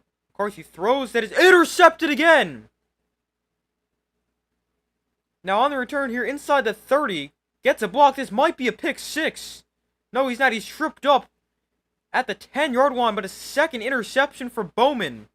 The same guy who picked off McCarthy before. And the Falcons are set up at the 10-yard line. Oh, that's actually incomplete. I was going to say, wow, that's a great interception, but it bounces off the ground as incomplete. The Vikings very lucky about that. It has now been changed to incomplete, although it is fourth down, so they're going to punt it away anyway. But a lot different starting on the Vikings 10 versus deep in your own territory for the Falcons.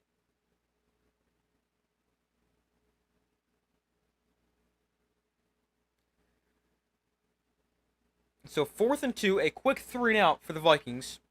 Takes just a minute, and they're already punting it away.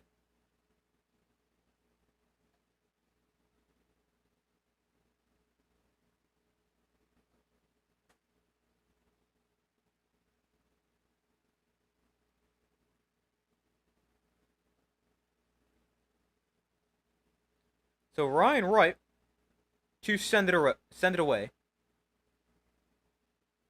And his punt is fair caught at the 21-yard line.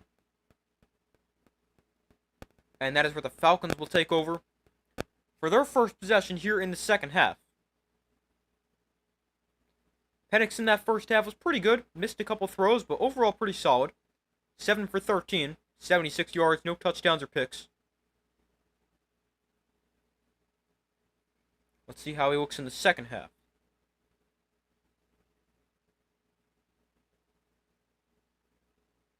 The Falcons, they started off running the ball really well, but went away from that a little bit. Let's see if they try to reestablish the run. I mean, they sort of did a pretty good job. Just, I guess they didn't have quite the amount of success they had early in the game. Here's a run play. Bijan Robinson is still on his feet. Wow, how did he stay upright? And Robinson gains 9.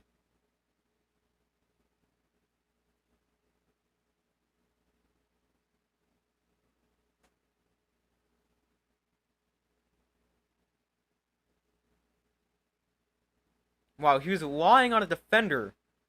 That's how he was able to keep his balance. Great running there. 2nd and 1 from the 30 after 9 yards from Robinson on first down. He's got 101 scrimmage yards. Here's a handoff. Robinson. Not much this time. Did get enough for a first down, but only got about 2.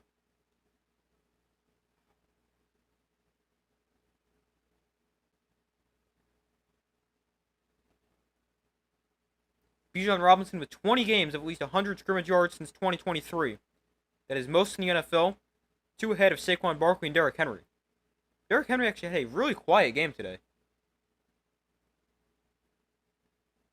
I have him in fantasy and was hoping for a big performance against the Browns, and instead he put up like 5 points.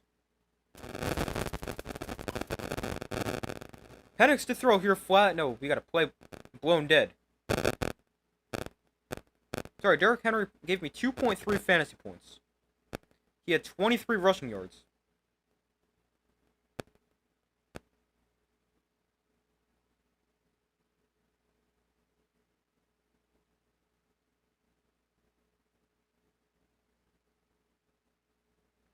No, I have not had a very good week in fantasy. I'm losing 115 to 62.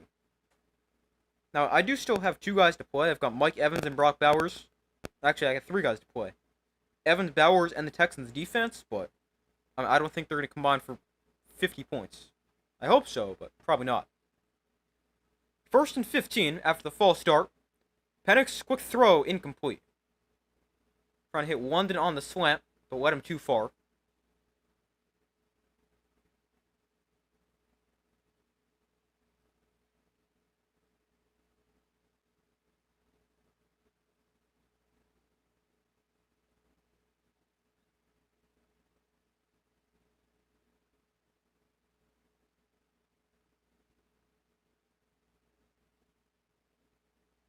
So it's 2nd and 15. Penix in shotgun back to his left. Penix. Was that a direct snap to Bijan, or was that not intentional? But Bijan somehow ends up with it. It's a good run, gains 10. I don't know if that was by design or not. That may have just been a terrible snap.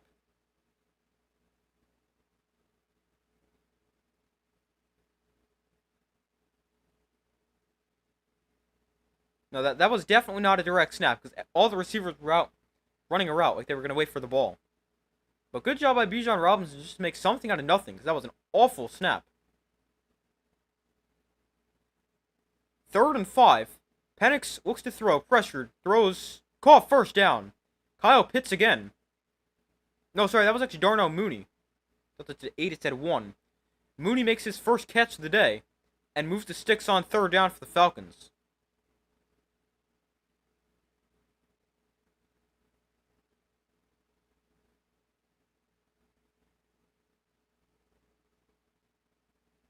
Not a great throw from Penix, but got the job done.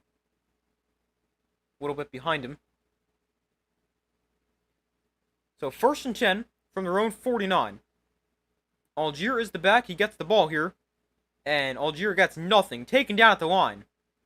No gain.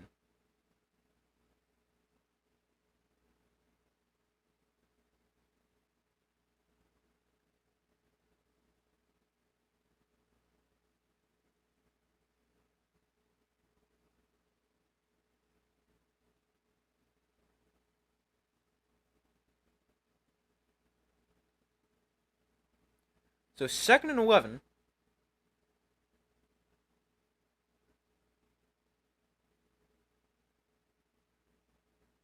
From their own 48. Next, give him a loss of a yard on the play. Penix throws underneath. There's Darnell Mooney. And Mooney going to gain 9, maybe 10. That one was a better throw from Penix.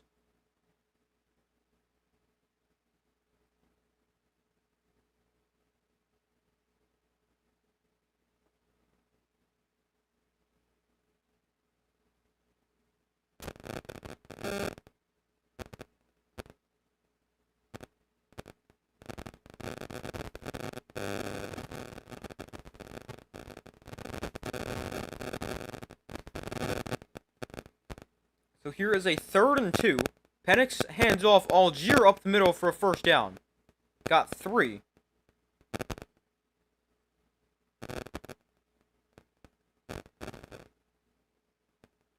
And Bijan Robinson back into the game at running back.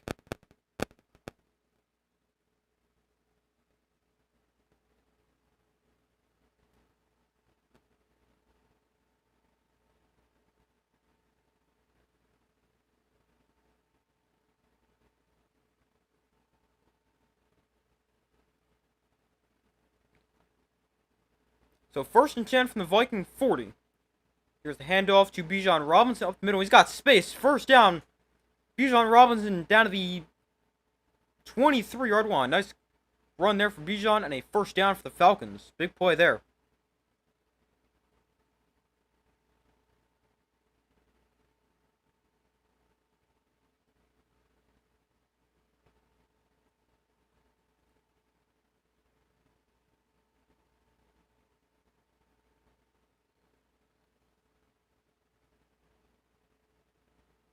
Robinson 111 yards on 13 carries. From the 22, Penix in shotgun, Robinson behind him. Bijan gets it again. And this time, not as much. We'll gain about 3. Good job just to get 3. Broke a couple tackles to do it.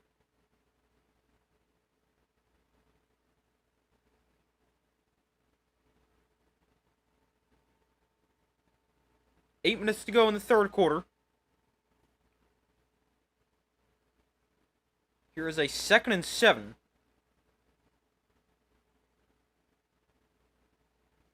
From the 20. Penix looks to throw, has time. Penix now going to roll to his left and throw to the sideline. That is caught by Bijan Robinson for a gain of 5.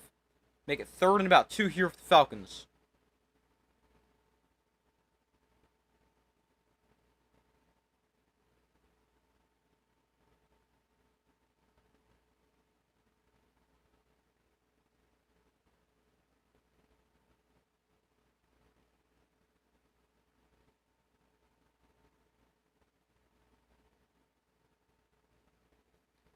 Bijan Robinson last week did it more as a receiver. This week, more on the ground. 100 receiving yards last week for Robinson, 100 rushing yards this week. 3rd and 2, handoff goes to Tyler Algier, and he's going nowhere. Loss of a yard for Algier, and it's 4th down. Why would you take your star running back out for a big 3rd down when you want to run the ball? That makes no sense. I mean, it's not even like Algier is like a great power back. He's not even like he might be slightly better in short yardage situations, but I'd rather have Bijan in there.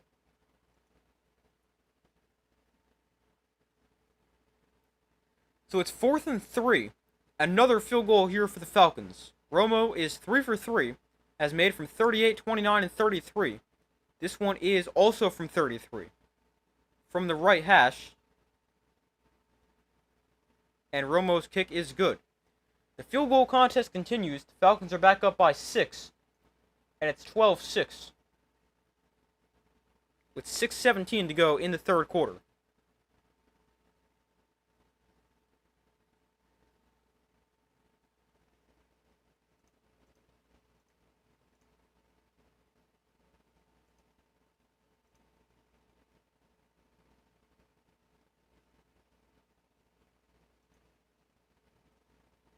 Hold on 1 second. Oh, that's not what I wanted to do.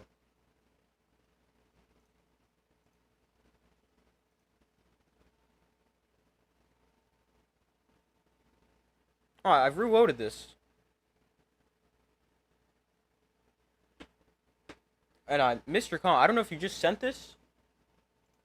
And I just saw it now, but for some reason I lost connection to the chat, so I refreshed the page.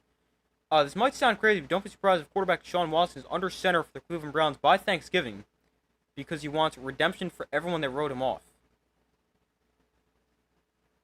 I don't know. When is he supposed to come back?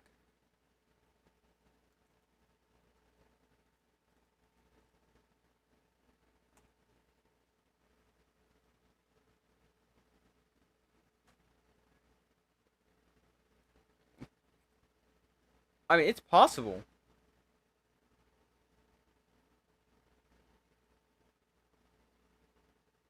But I mean, he actually tore his Achilles twice because he did it in week 7, but then in January rehabbing, he tore it again. So, I mean, I guess it's possible, but I mean, I don't know. If you're the Browns, do you even want to start him? I mean, I guess it really depends on how the rest of your the team's looking and if your other quarterbacks are playing well, but that's an interesting take. I never really thought about that.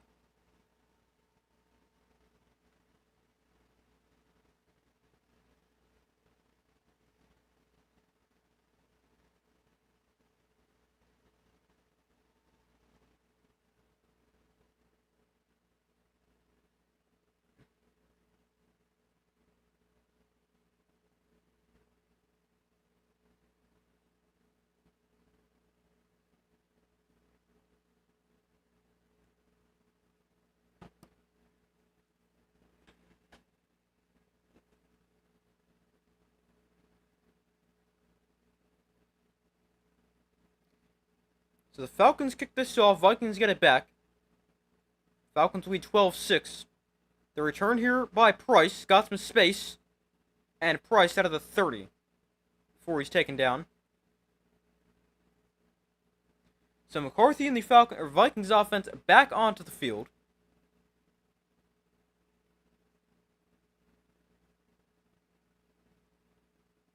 And let's see what he can do this time. Still no touchdowns in this game.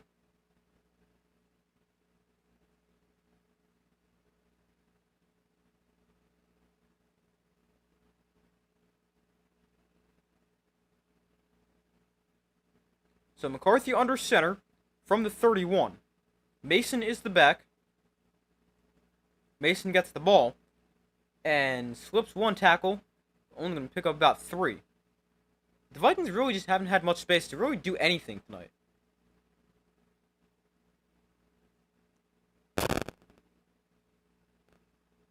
They have just 141 total yards. Averaging 3.7 yards a rush attempt, 4.7 yards a pass attempt. Not great. So 2nd and 7. McCarthy in shotgun, Mason to his left. McCarthy, pump fakes. McCarthy has time, checks down to Mason in the flat, and Mason lowers the shoulder, gains 6, a yard short of a first down.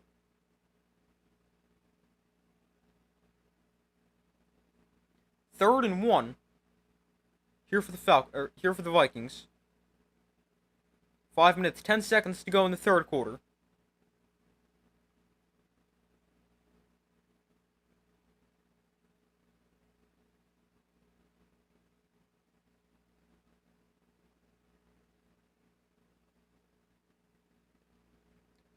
So third and short.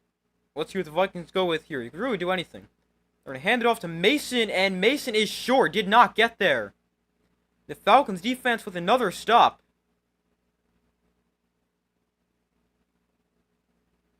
And decision time here for Kevin O'Connell.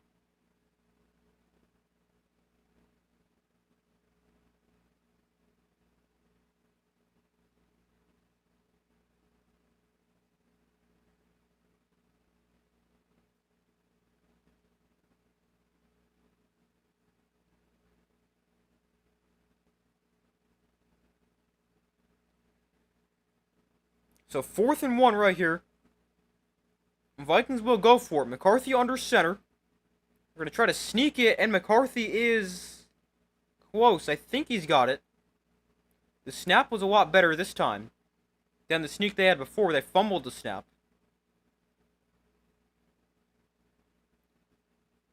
And they do give him a first down.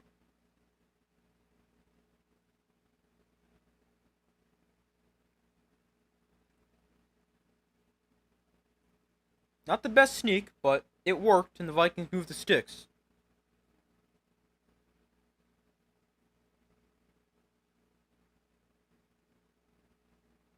So first and 10 from the 41.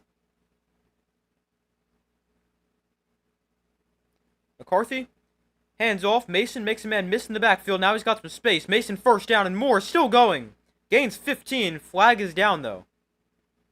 Tackle eventually made by the rookie Xavier Watts from Notre Dame. This one's going to come back, though. A hold against the Vikings.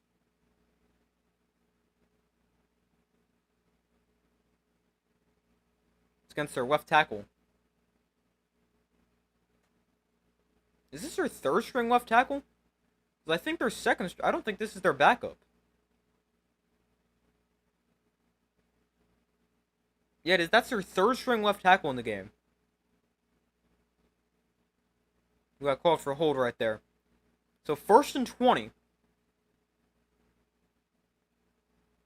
3 minutes to go in the third quarter. McCarthy under center. Thielen comes in motion. McCarthy off play action. Sets up the screener. Tries to for Aaron Jones, but he drops it. And it's incomplete.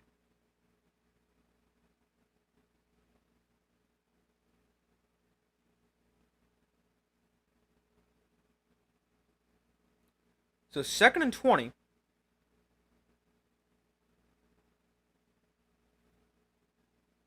McCarthy actually almost dropped the ball after faking it to Jones. Second and 20. McCarthy to throw. McCarthy pressure, going to run it here.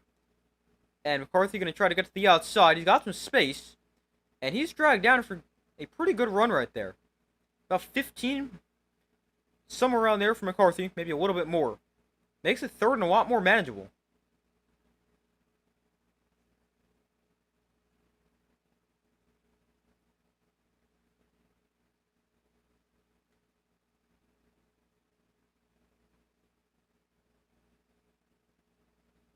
Alright, sorry. McCarthy didn't get as much as I thought he did. He only ended up getting about 8. No. I was right. He got about 15. He got 16 yards there on the scramble. Third and 4 here for the Vikings. And that's a false start. Everybody but the center. I guess that could be the problem when you have a second string center in the game. Just doesn't snap the ball.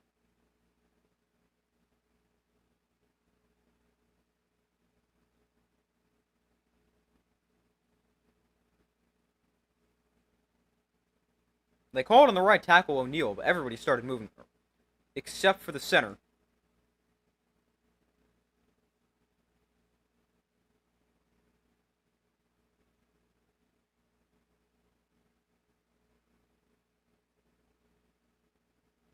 So third and 9, that makes this third down more difficult. McCarthy in shotgun, Jones to his left. Falcons show blitz. They drop out rush 4. McCarthy throws short of the sticks, but caught by Jefferson. No, incomplete. Never mind. They say it hit the ground first, and it's incomplete. Brings up 4th and 9.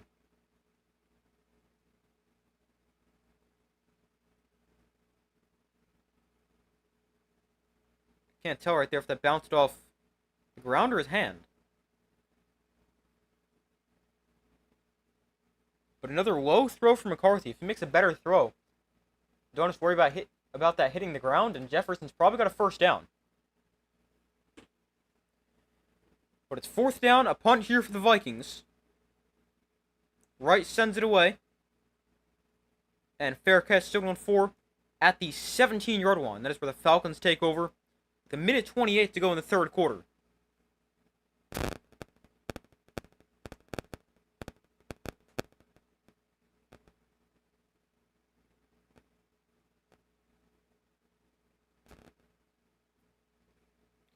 But the defensive battle continues. This game has not been too exciting, but at least it's close. I guess there's that, which could be an exciting finish. We still got minute 28 to go in the third quarter.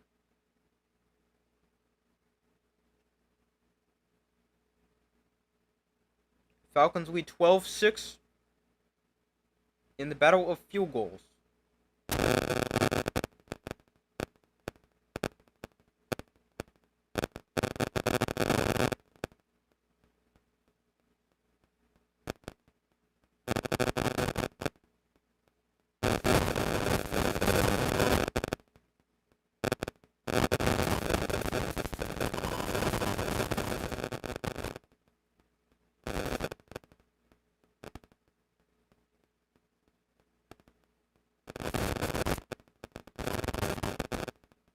Give me 1 second.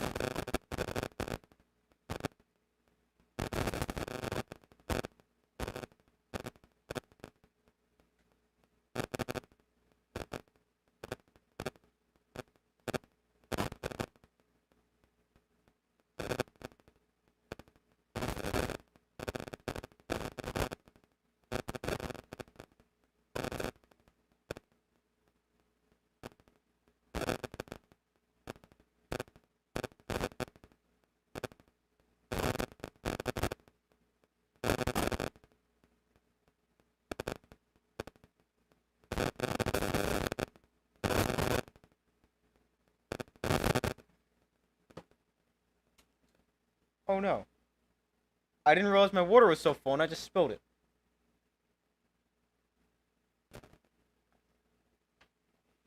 Well, let's go get a paper towel to clean that up.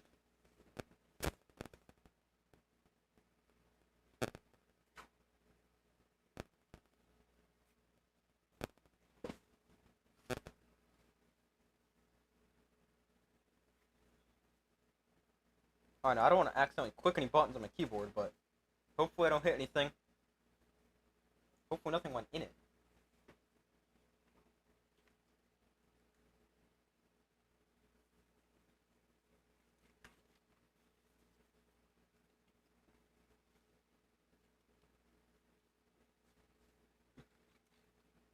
Did not realize my water was so full. Alright, they're back from commercial. Handoff, Robinson left side. Got about 3.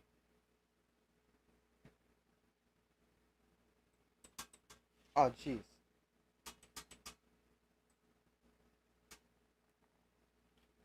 That is not what I wanted to do. Hopefully this still works. Alright, it does. That's the good news. Jeez. I really spilled this everywhere. Oh, Penix gets sacked here. Sorry, I was too... Spilled my water. And I'm not even paying attention to the game.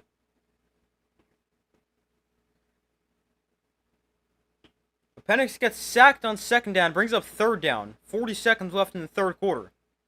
Jonathan Grenard with the sack. Guy who got hurt earlier, good to see him back on the field.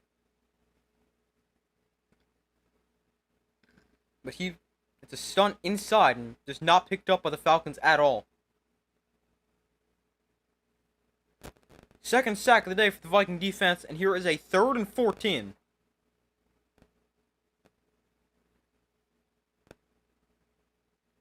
Penix looks to throw, drifts away from pressure, throws underneath, and broken up. We're looking for Kyle Pitts, but even if it was completed, he was getting like 4, if that. But the Vikings defense forces a quick 3 and out. And it brings up 4th down.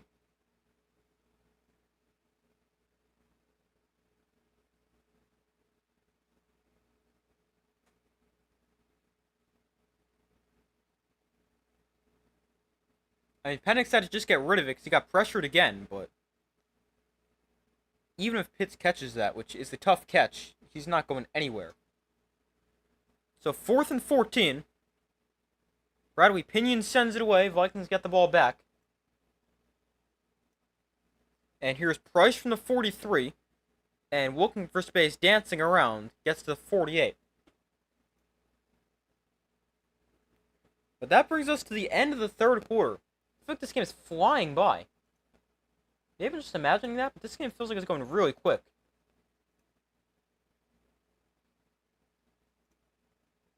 But the Vikings get the ball back.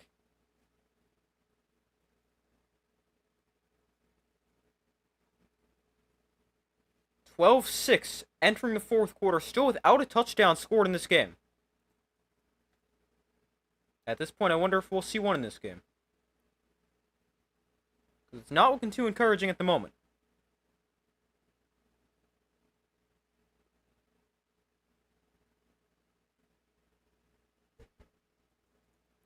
We've had a lot of field goals.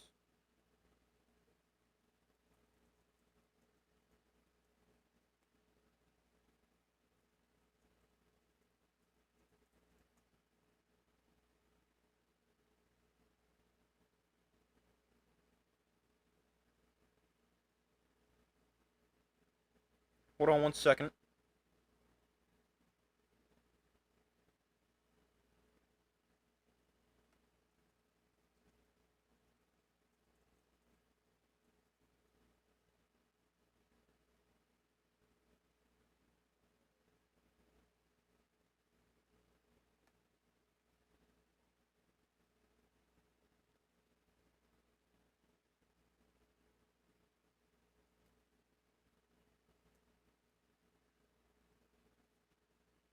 Alright, but we wait for them to come back from commercial as we enter the 4th quarter.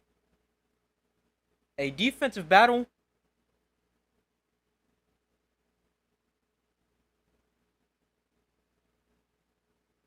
And maybe we'll see some points.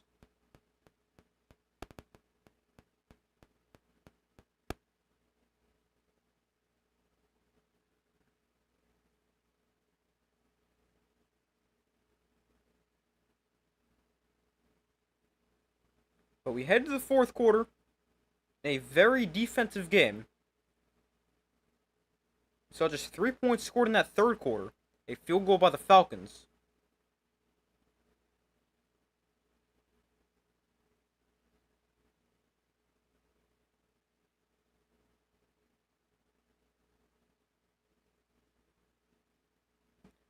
But we start the 4th quarter here.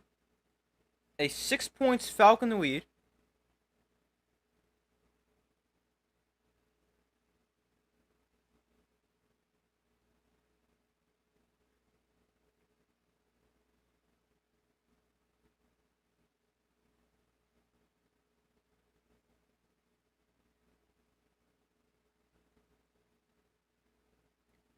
So it's 1st and 10 from the 48. McCarthy in shotgun.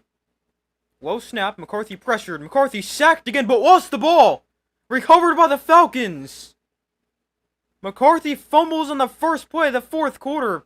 And the Falcons recover and have great starting field position. Wow. The 6th sack of the day for the Falcons defense. I mean, they just don't block this guy off the edge. McCarthy loses the ball. The Falcons dive on it. And they've got great field position here inside Vikings territory.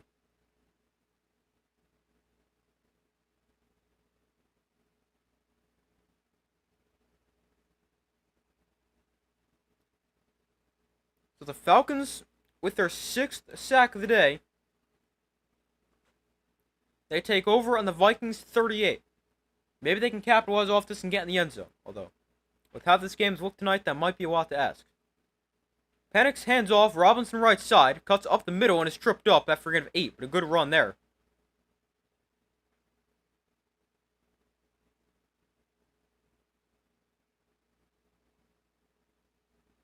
The second turnover of the game for McCarthy. Threw a pick before, almost threw a second. And then lost the fumble right there. So it's 2nd and 2. Ball on the 30. Penix in the pistol. London goes in motion. Penix hands off. Robinson tries to bounce outside. Now spins away from defender and gains 2. Should be enough to move the sticks.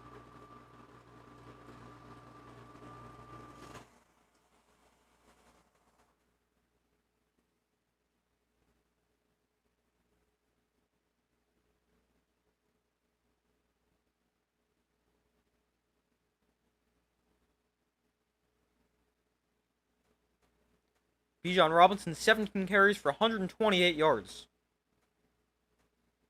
Played extremely well.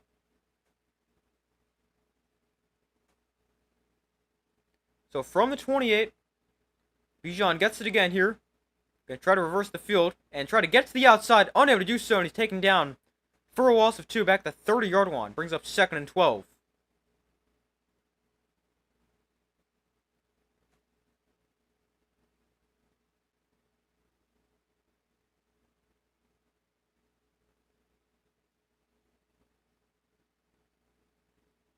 Allen got in the backfield very quickly, and that really messed up the entire play.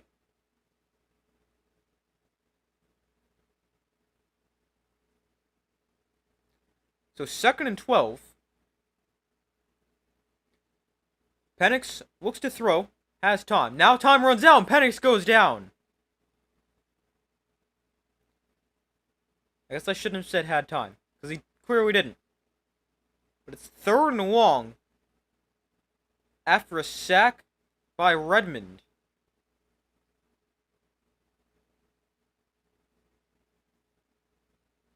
He just powers his way into the backfield. Puts their left guard on skates.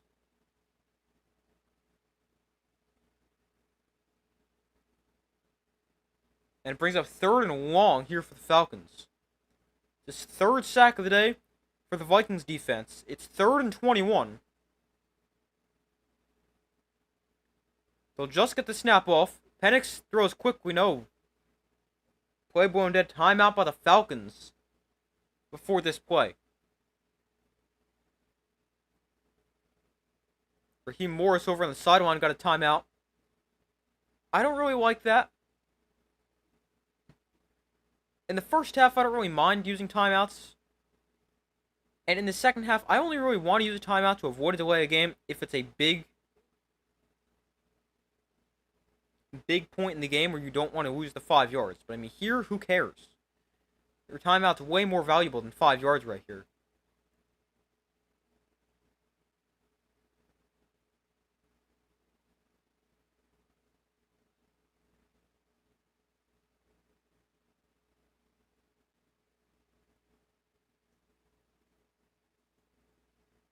But it's 3rd and 21. Penix in shotgun. Back to his right. Pitts goes in motion. Penix looks to throw. Throws to Pitts. What did that accomplish? He got like 3 on 4th and 21. I mean, it's not even like you get further into field goal range. I have no idea what that accomplishes. Between the timeout and then 3 yards, like, what does that do? But they will send on the field goal team for yet another field goal. So here's Romo to make it a 2-score game. This is a big one. Romo is 4 of 4, but this is a 54-yard field goal to put the Falcons up 9. And make it a 2-score game. 11:20 to go in the 4th quarter. And Romo's kick on the way, drifting, and it is good. So Romo nails his 5th field goal of the day, and it's 15-6. The Falcons lead the Vikings and go up by 2 scores. It's a big kick.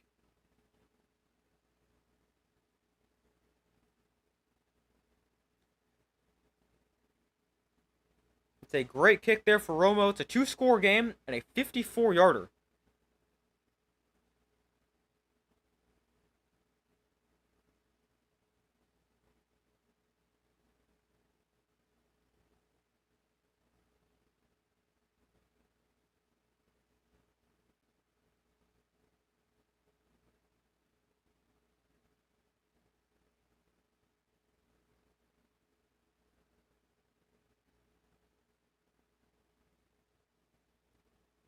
But that's a big one. Obviously, a 2-score game. And the way the Vikings have been moving the ball, that is probably too much to overcome.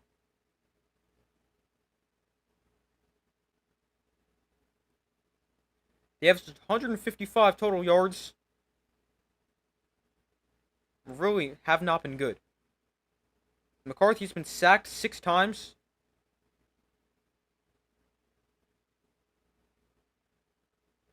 I mean, we'll have to see if that changes, obviously, but right now it doesn't look too good for the Vikings and their chance to come back. But we saw them come back last week. Maybe they can come back again.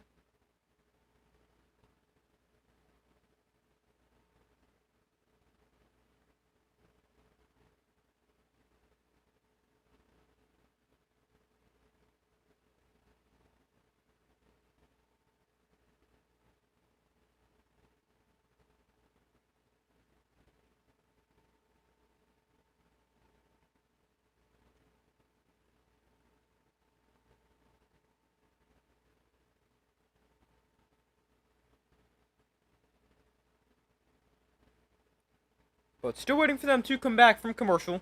So early in the 4th quarter.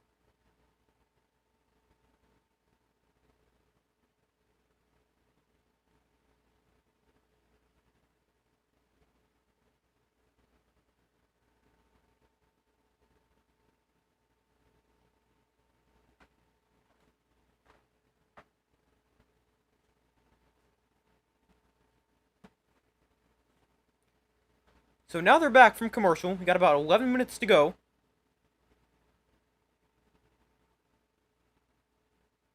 11:16 to be exact. It's a 9-point Falcon lead, 15-6. All field goals so far. The kick is going to be brought out from about a yard deep in the end zone. And here is Price on the return. He has had nowhere to go tonight, and that continues. Taken down to the 19. I mean, because that kick went into the end zone, why not call for a fair catch? Bring the ball out to the 35.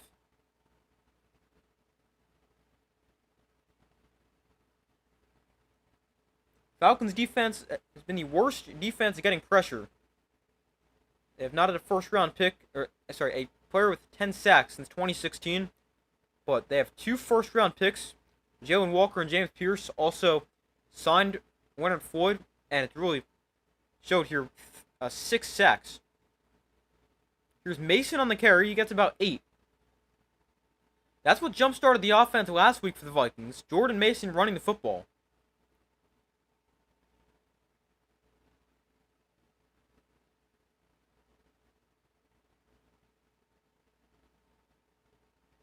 Last week, the Falcons defense had 6 sacks in weeks 1 through 8 all combined.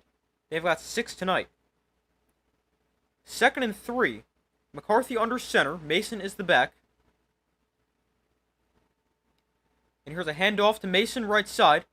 Not much space, and Mason's going to gain about a yard, maybe 2. Looks like they will give him that 2nd yard. Brings up 3rd and 1.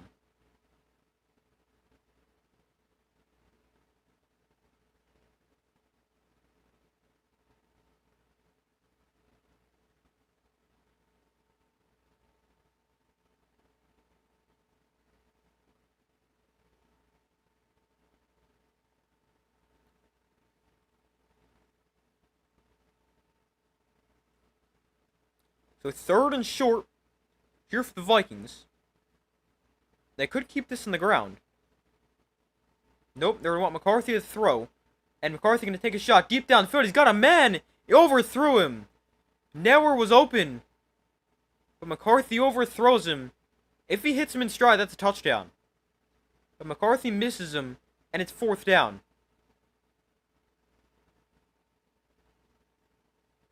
I mean, he was wide open. Got to step behind the defense. And McCarthy overthrew it.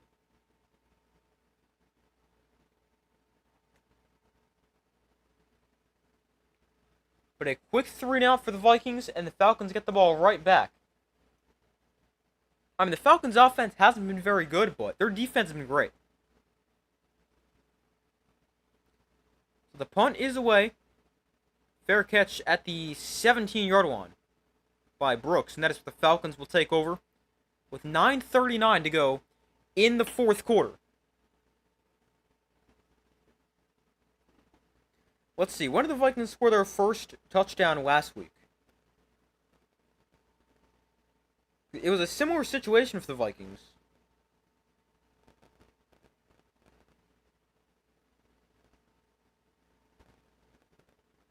Obviously, they ended up winning 27-24. But they did not score their first touchdown until the 4th quarter.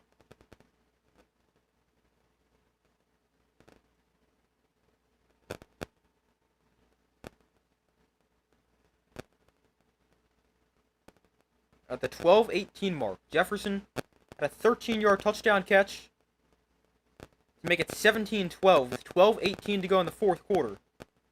So we're already past that.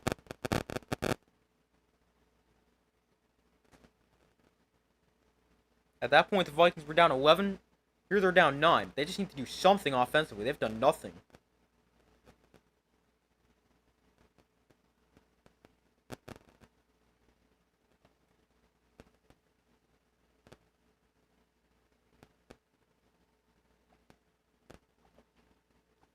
Made sure I didn't spill my water that time. But we wait for them to come back from commercial. 9:39 to go in this game. Or as I've been calling it, the field goal contest.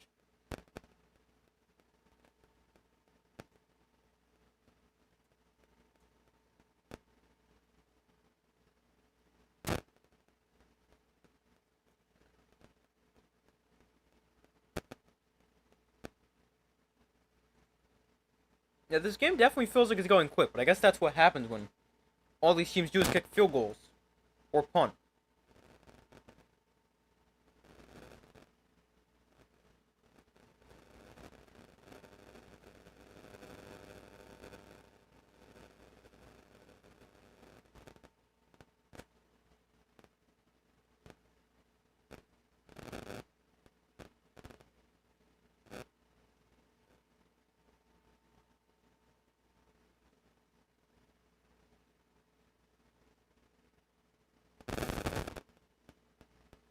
So they're back from commercial. Falcons with the football on their own 17-yard line. Penix in the pistol. Robinson is behind him. From the 17, here's the handoff to Bijan Robinson, right side. And he got about 2. Really not much.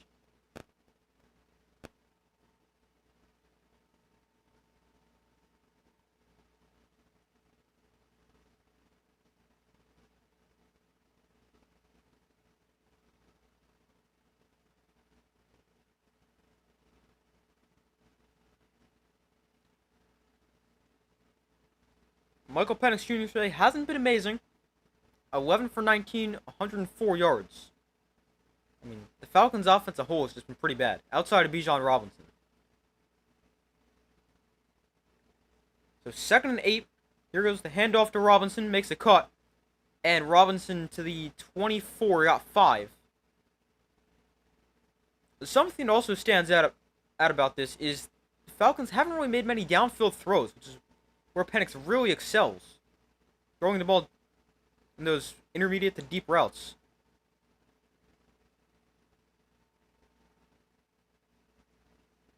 I mean, he's good all around. That's where, like, you really notice how good he is and where he separates himself from other quarterbacks. The Falcons really haven't thrown it deep at all. But 3rd and 2 right here. Penix looks to throw. Quick throw. Caught for a first down. Drake London makes the catch. He's been very quiet today. Makes a big 3rd down conversion right there, and the Falcons move the sticks. Pretty much everyone in the Falcons have been quiet, except Bijan.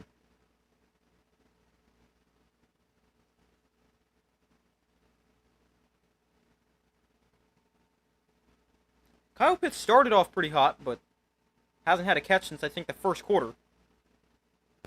He had 3 of them. So from the 35, Penix in the pistol. And Algier, the back, gets the ball right here, running to the right side, and Algier gains about a yard, maybe 2. Flag is down behind the play. By the way, Vikings running back Aaron Jones suffered a hamstring injury tonight and is questionable to return. Hopefully Jones is okay. A holding call goes against Jake Matthews. That backs the Falcons up 10. It's their left tackle.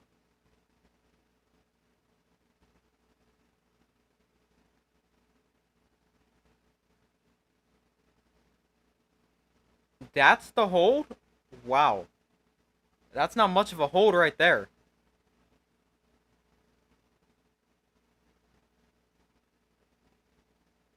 I don't love that call.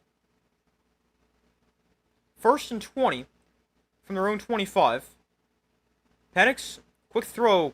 Tight window caught by London. Drake London has a first down, 21 yards. What a throw from Penix. That was a tight window to fit the ball into, but he got it there.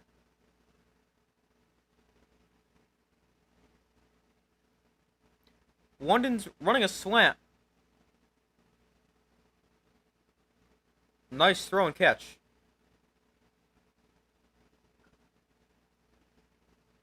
And a good job by London after the catch as well. Penix up to 135 yards. From their own 46, Penix hands off. Here's Algier for about 3.5.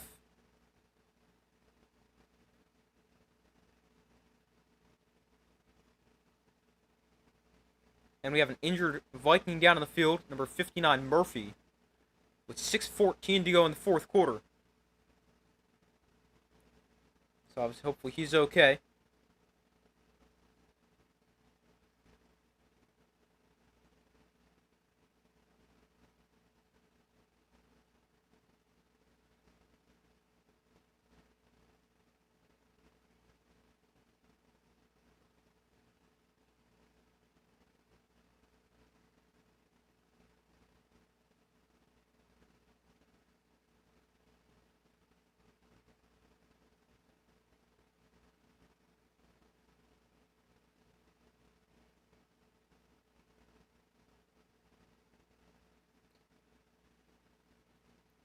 But obviously, hopefully, the injured player is okay.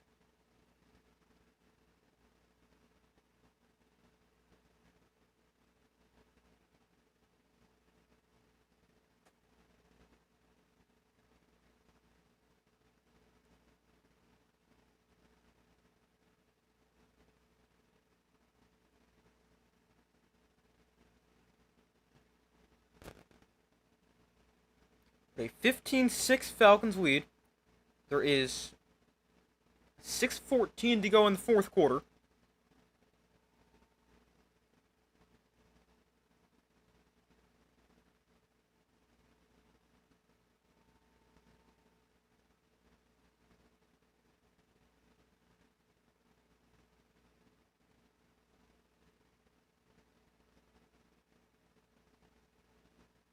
But we wait for them to come back from commercial. This is a big drive right here, because if you're the Vikings, you want to make sure you can get off the field quickly, because with how their offense is playing, I mean, they're going to need a touchdown at some point, but with how their offense is playing, you want as much time as possible, and there's 6:13 to go, because it's a 2-score game, so you need the ball back soon. So, you really need to hurry up if you're the Here the Vikings didn't really get a stop.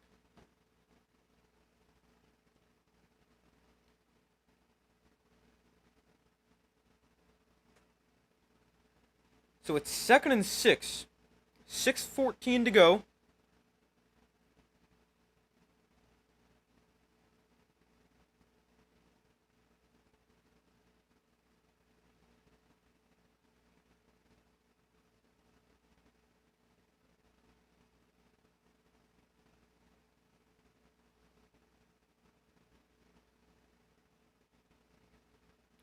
So it's 2nd and 6 from midfield. Penix in shotgun. Algier is the back behind him. And Algier gets it here to the right side. Algier turns the corner. Algier first down. Still going. Eventually out of bounds, but a big run for Algier. A nice first down for the Falcons.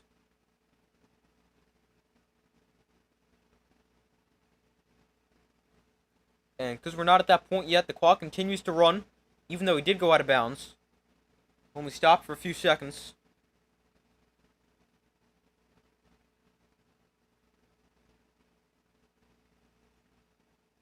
I believe it stops when you go out of bounds once you're inside 5 minutes. We're at 5:10 right now. Penix in the pistol. Again, Algier is the back. We'll hand it to him again. And Algier, a lot of space once again. First down and more. Algier to the 21-yard line. Another good run.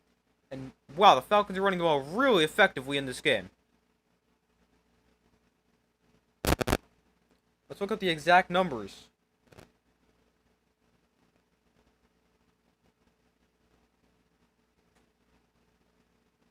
Hold on.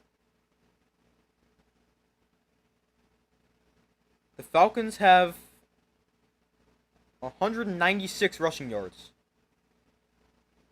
61 from Algier. 135 from Bijan Robinson. 1st and 10 here from the 21-yard line. Penix hands off. Algier again. This time not as much. Gains just 2.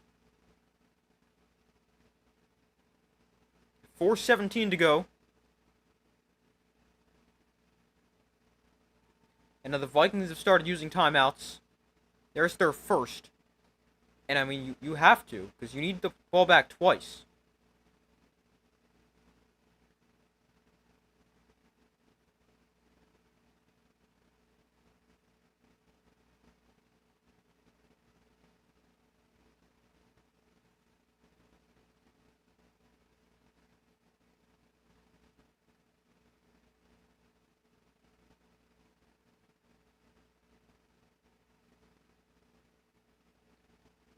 But the Vikings call their first timeout. That leaves each team with 2 timeouts remaining. And I mean, this is a great drive by the Falcons.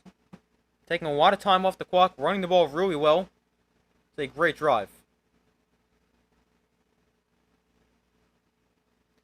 Currently a 8-play, 64-yard drive, taking 5:21 off the clock.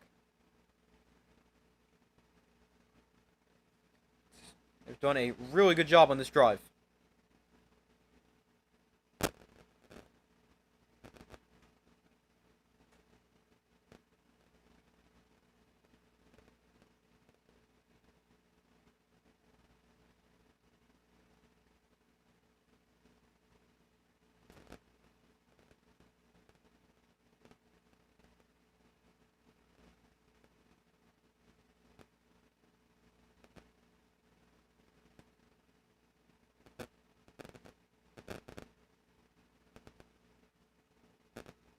But we still wait for them to come back from commercial.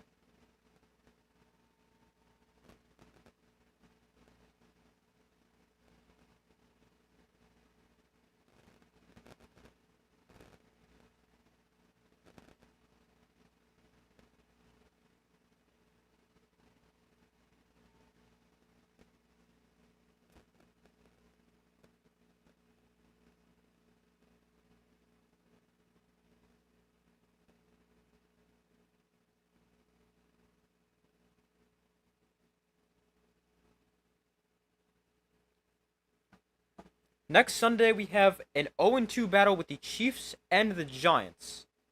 As a Giants fan, I'm not really looking forward to that one. I mean, maybe the Giants can upset the Chiefs. They almost won today. and looked really good, except for the defense. But if the offense can play well, the Giants have a chance. But I just don't love it, especially with the Chiefs in like a must-win situation, already being 0-2.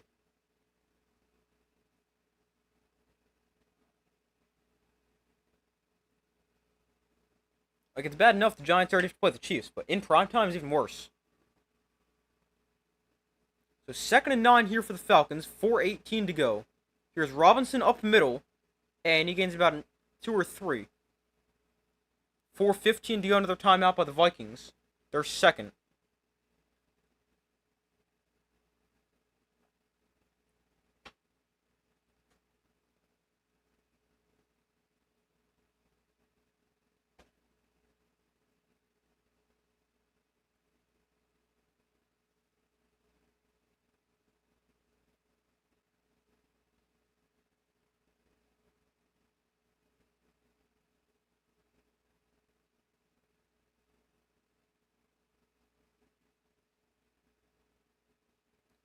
Michael Penix Jr. tonight, 13 of 21 for 135 yards. Not his best game, but he hasn't been awful either. 3rd and 7. 4:15 to go. Big play right here for the Viking defense. Gotta stop. Penix hands it off again. Robinson makes a cut, flips a tackle, still on his feet, and close to a first down. I think he's just short.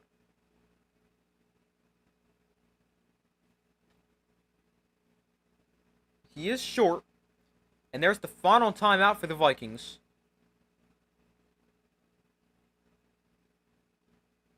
Bijan did a great job forcing like 3 or 4 missed tackles on that play. But ended up about a half yard short of a first down.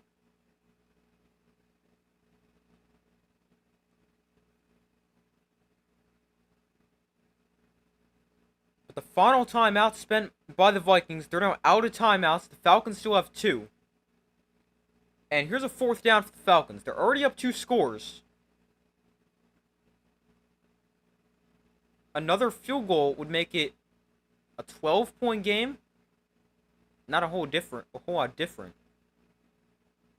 I go for it.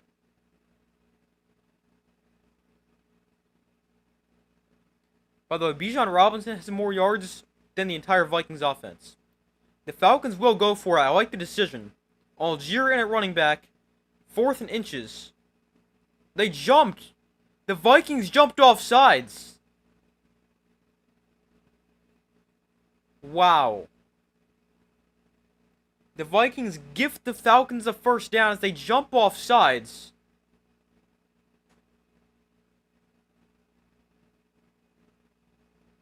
Wow.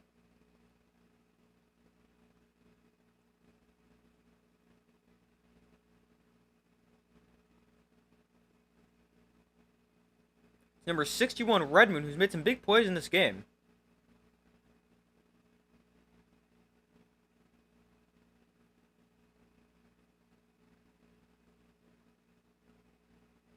Oh, wait a minute. I don't know if he actually ever went into the neutral zone. Maybe his helmet did, but he didn't jump very far. He jumped without jumping. But they give him the first down. Penix under center here, hands off Algier. Taken down for about 2. Now, if you're the Falcons, you can let this clock run, because the Vikings can't stop it. You can let this run and score a touchdown, hopefully, with, like, a couple minutes left. Already a 6-minute drive. 11 plays, 79 yards.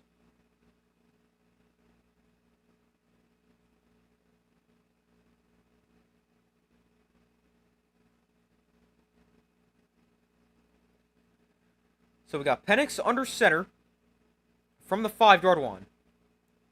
Algier is still the running back. And they'll hand it to him again. Algier straight in the end zone for a touchdown. Looked like the Vikings may have let him score there. But we finally see a touchdown in this game. It comes from Tyler Algier.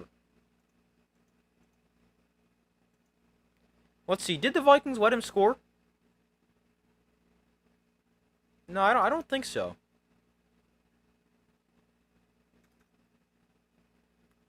but it's 21-6.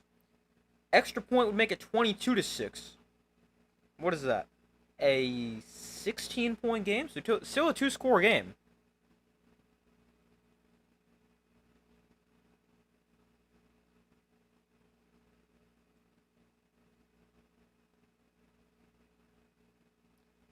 So the extra point is good. It's 22-6. Still a two-score game. I wonder if you consider going for two right there to make it a three-score game. I know the Vikings would then need or now need two touchdowns and two-point conversions, but they would still need a touchdown, 2-point conversion, and another touchdown.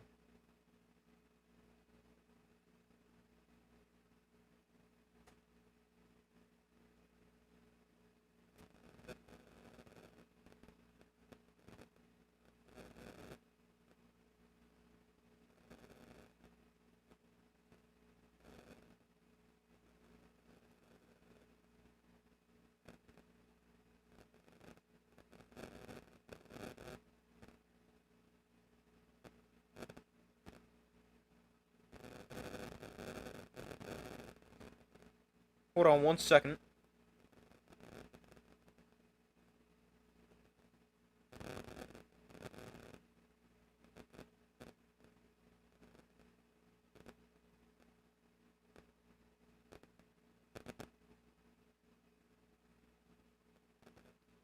Alright, we still wait for them to come back from commercial. We got about 3.5 minutes to go.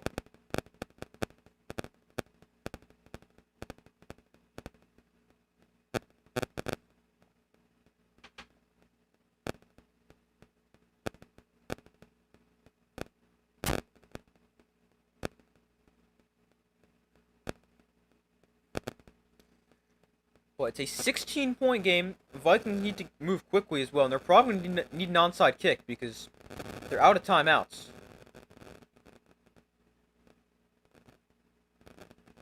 The Falcons still have 2 timeouts.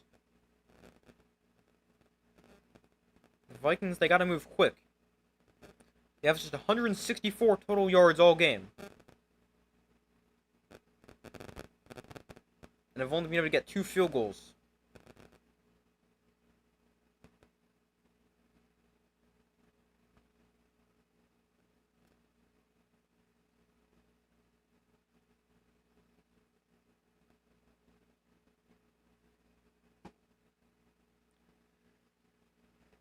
So they're back from commercial.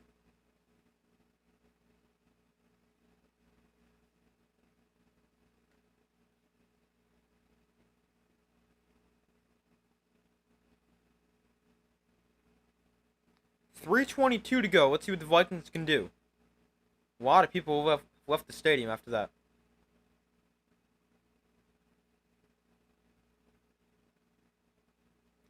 The Vikings in their second half possessions, they have punted, fumbled, and punted. That is extremely impressive. They've only picked up a first down once, or on one of those 4 drives.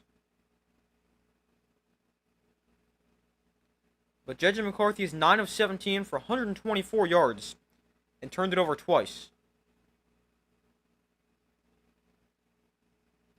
Now this is also going to be tough for the Vikings because you're in obvious passing situations, and your offensive line has really struggled in this game, allowing 6 sacks.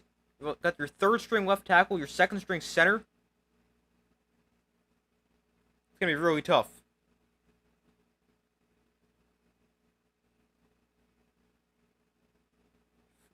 Why does it say flag? There's no flag. Alright, but a first down here for the Vikings. McCarthy looks to throw. McCarthy pressured, gets rid of it behind his receiver Mason, and incomplete.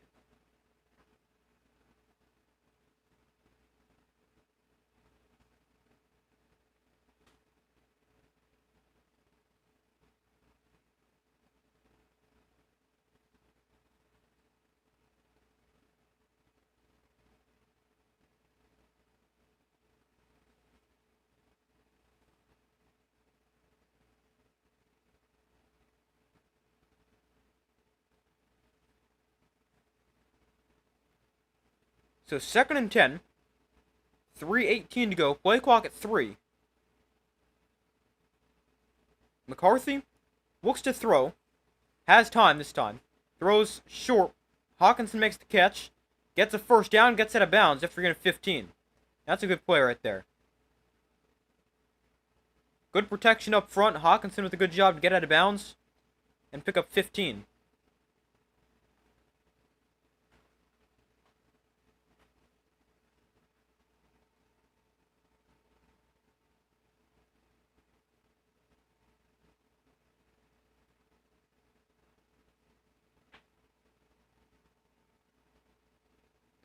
So 1st and 10 from the 42. McCarthy pressured, steps up. McCarthy rolling to his right. Throws back across the field. Wide open receivers Jefferson. The 37-yard line. That's going to help. Nice chunk play right there. Jefferson just 3 catches, but 81 yards. 50 of them came on one play. So McCarthy going to throw once again. He's got time. McCarthy takes a shot downfield. That is intercepted. Picked off by the rookie Xavier Watts, but a flag is down.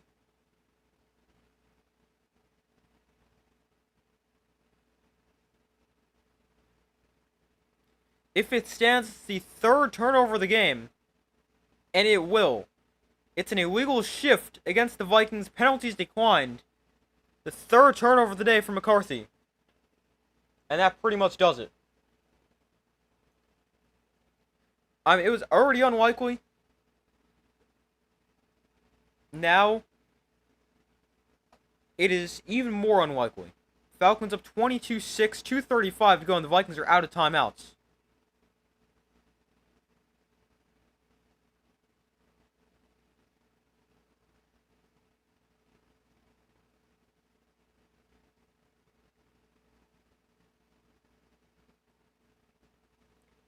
The first career interception for the rookie at Notre Dame, Xavier Watts.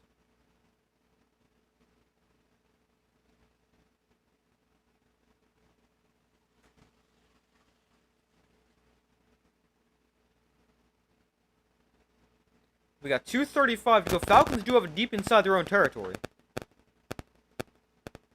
Here's the handoff to Algier up the middle, and he powers his way ahead for 7 yards. Up to the 10.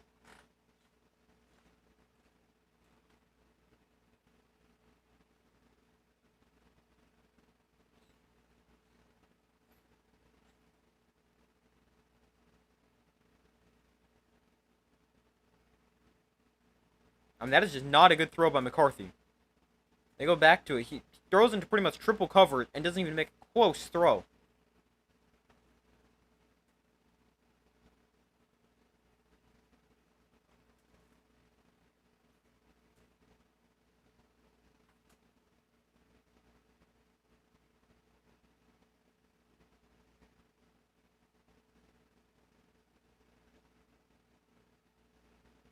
Well, we're at the 2-minute warning here. We got 2 minutes left in this game. Falcons lead 22-6.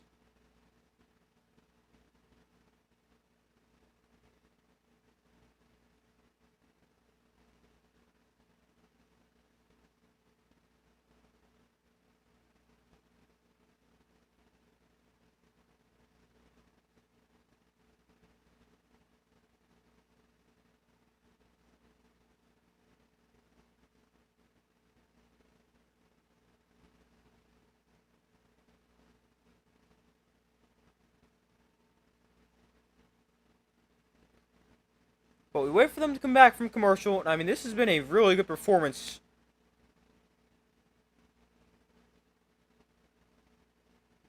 for the Falcons defense. I mean, they allow just 6 points, force 3 turnovers, got 6 sacks, hold the Vikings under 200 yards. Great performance for the Falcons defense. Now, the offense could be a lot better. Well, I mean, when your defense plays this well, you don't really need to do you don't need to do much offensively. But 22 points is not terrible, but it's worse when you consider that they have 5 field goals.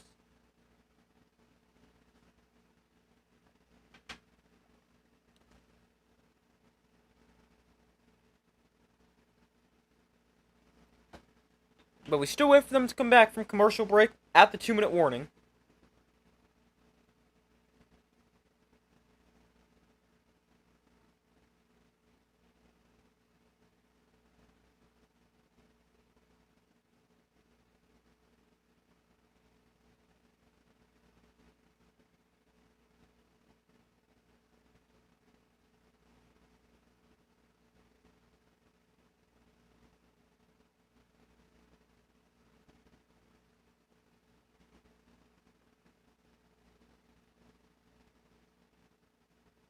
So it's 2nd and 3.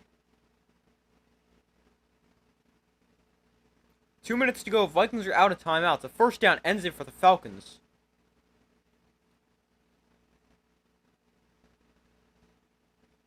Here's a handoff to Algier. He's gotten a lot of work lately because Bijan Robinson's got like 25 carries.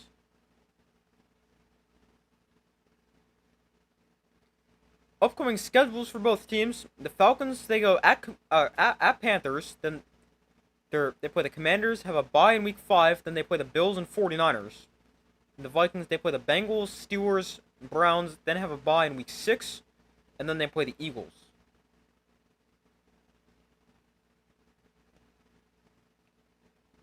But Algier has 16 carries, Bijan Robinson's got 22.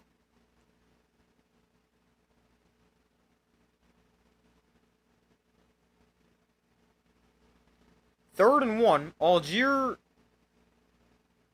Oh, I don't think he got that. Looks like he's just short.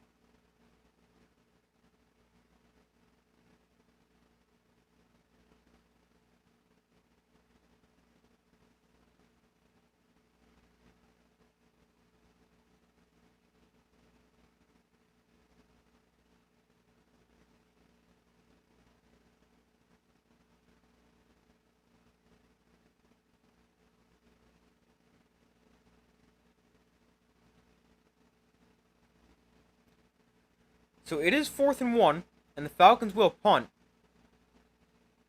Well, they're going to call a timeout right here. With 28 seconds left, the play clock winds down to 0.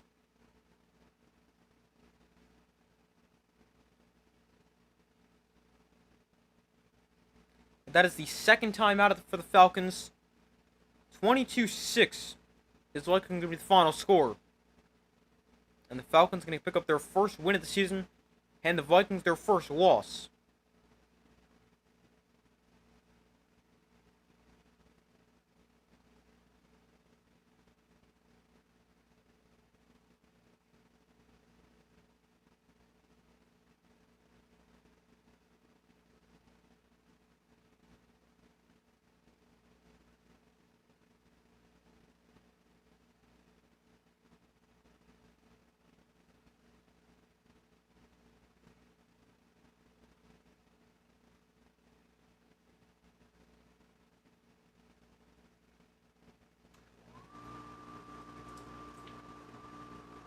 So 4th and 1. Here is the punt for the Falcons.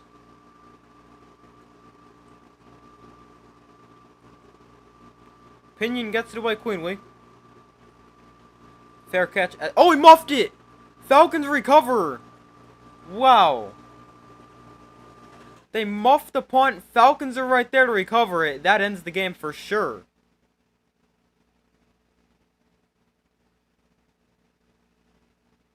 I mean, Price has been a great return guy. Was great last week. Wasn't as good today, but I mean, I think the Falcons just a great kick coverage, but a great. He's been great, but a mistake there for the rookie Price. And the Falcons are right there. Vikings sank their boat this week. Too bad. Yeah, they were not great. The offense really was not good. That's their 4th turnover of the game. They've allowed 6 sacks. Yeah, I mean, the Vikings, they kind of beat themselves because... I mean, yeah, the Falcons' defense was good, but the Vikings, they didn't play that well.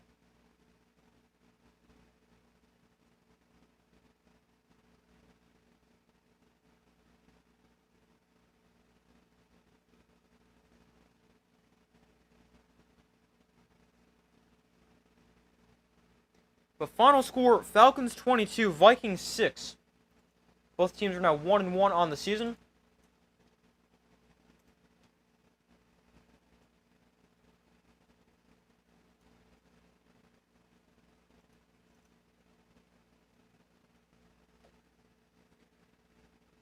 And a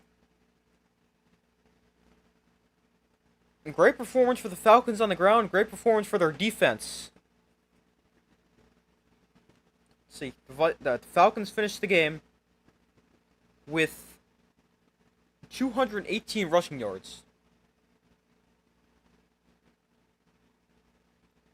Another good call, thank you. Will you be doing Chargers Raiders tomorrow? No. Tomorrow I'm gonna be doing the earlier game. That's Texans and what is that? Texans Buccaneers. I mean, Chargers Raiders just starts way too late. Like it doesn't start here till 10. So, I mean it's just gonna be way too late by the time that game gets over. I don't know why they always do Monday Night Football double headers in week 2. Like I don't like them. I just like one Monday night game. Because then they've either got them overlapping, or you've got one starting really late, and people on the East Coast like me have to either watch the game and stay up really late, or not watch the game. But, to answer your question, no, I won't be doing Chargers Raiders, but I'll be doing the earlier game, which is Buccaneers Texans. But that's gonna do it for this stream, everybody. Thank you guys for watching. Be sure to like this stream, subscribe, turn notifications. I do my best to put this off as possible. As I just said, I'll be live tomorrow for the Texans and Buccaneers at about 7 o'clock. But thank you guys for watching. Hope you guys enjoyed it. Be sure to like, subscribe, turn notifications. I do my best to put this off as possible. Didn't know it was a doubleheader. Yeah, we've got a game at 7 and a game at 10. So, yeah, I don't really like the doubleheaders, but they seem to always do them in week 2. I don't know why. Be rooting for the Bucks. See you then. Okay, see you tomorrow on the stream. But yeah, that's gonna do it. Hope you guys have a great rest of your day or night, and I'll see you guys in the next video.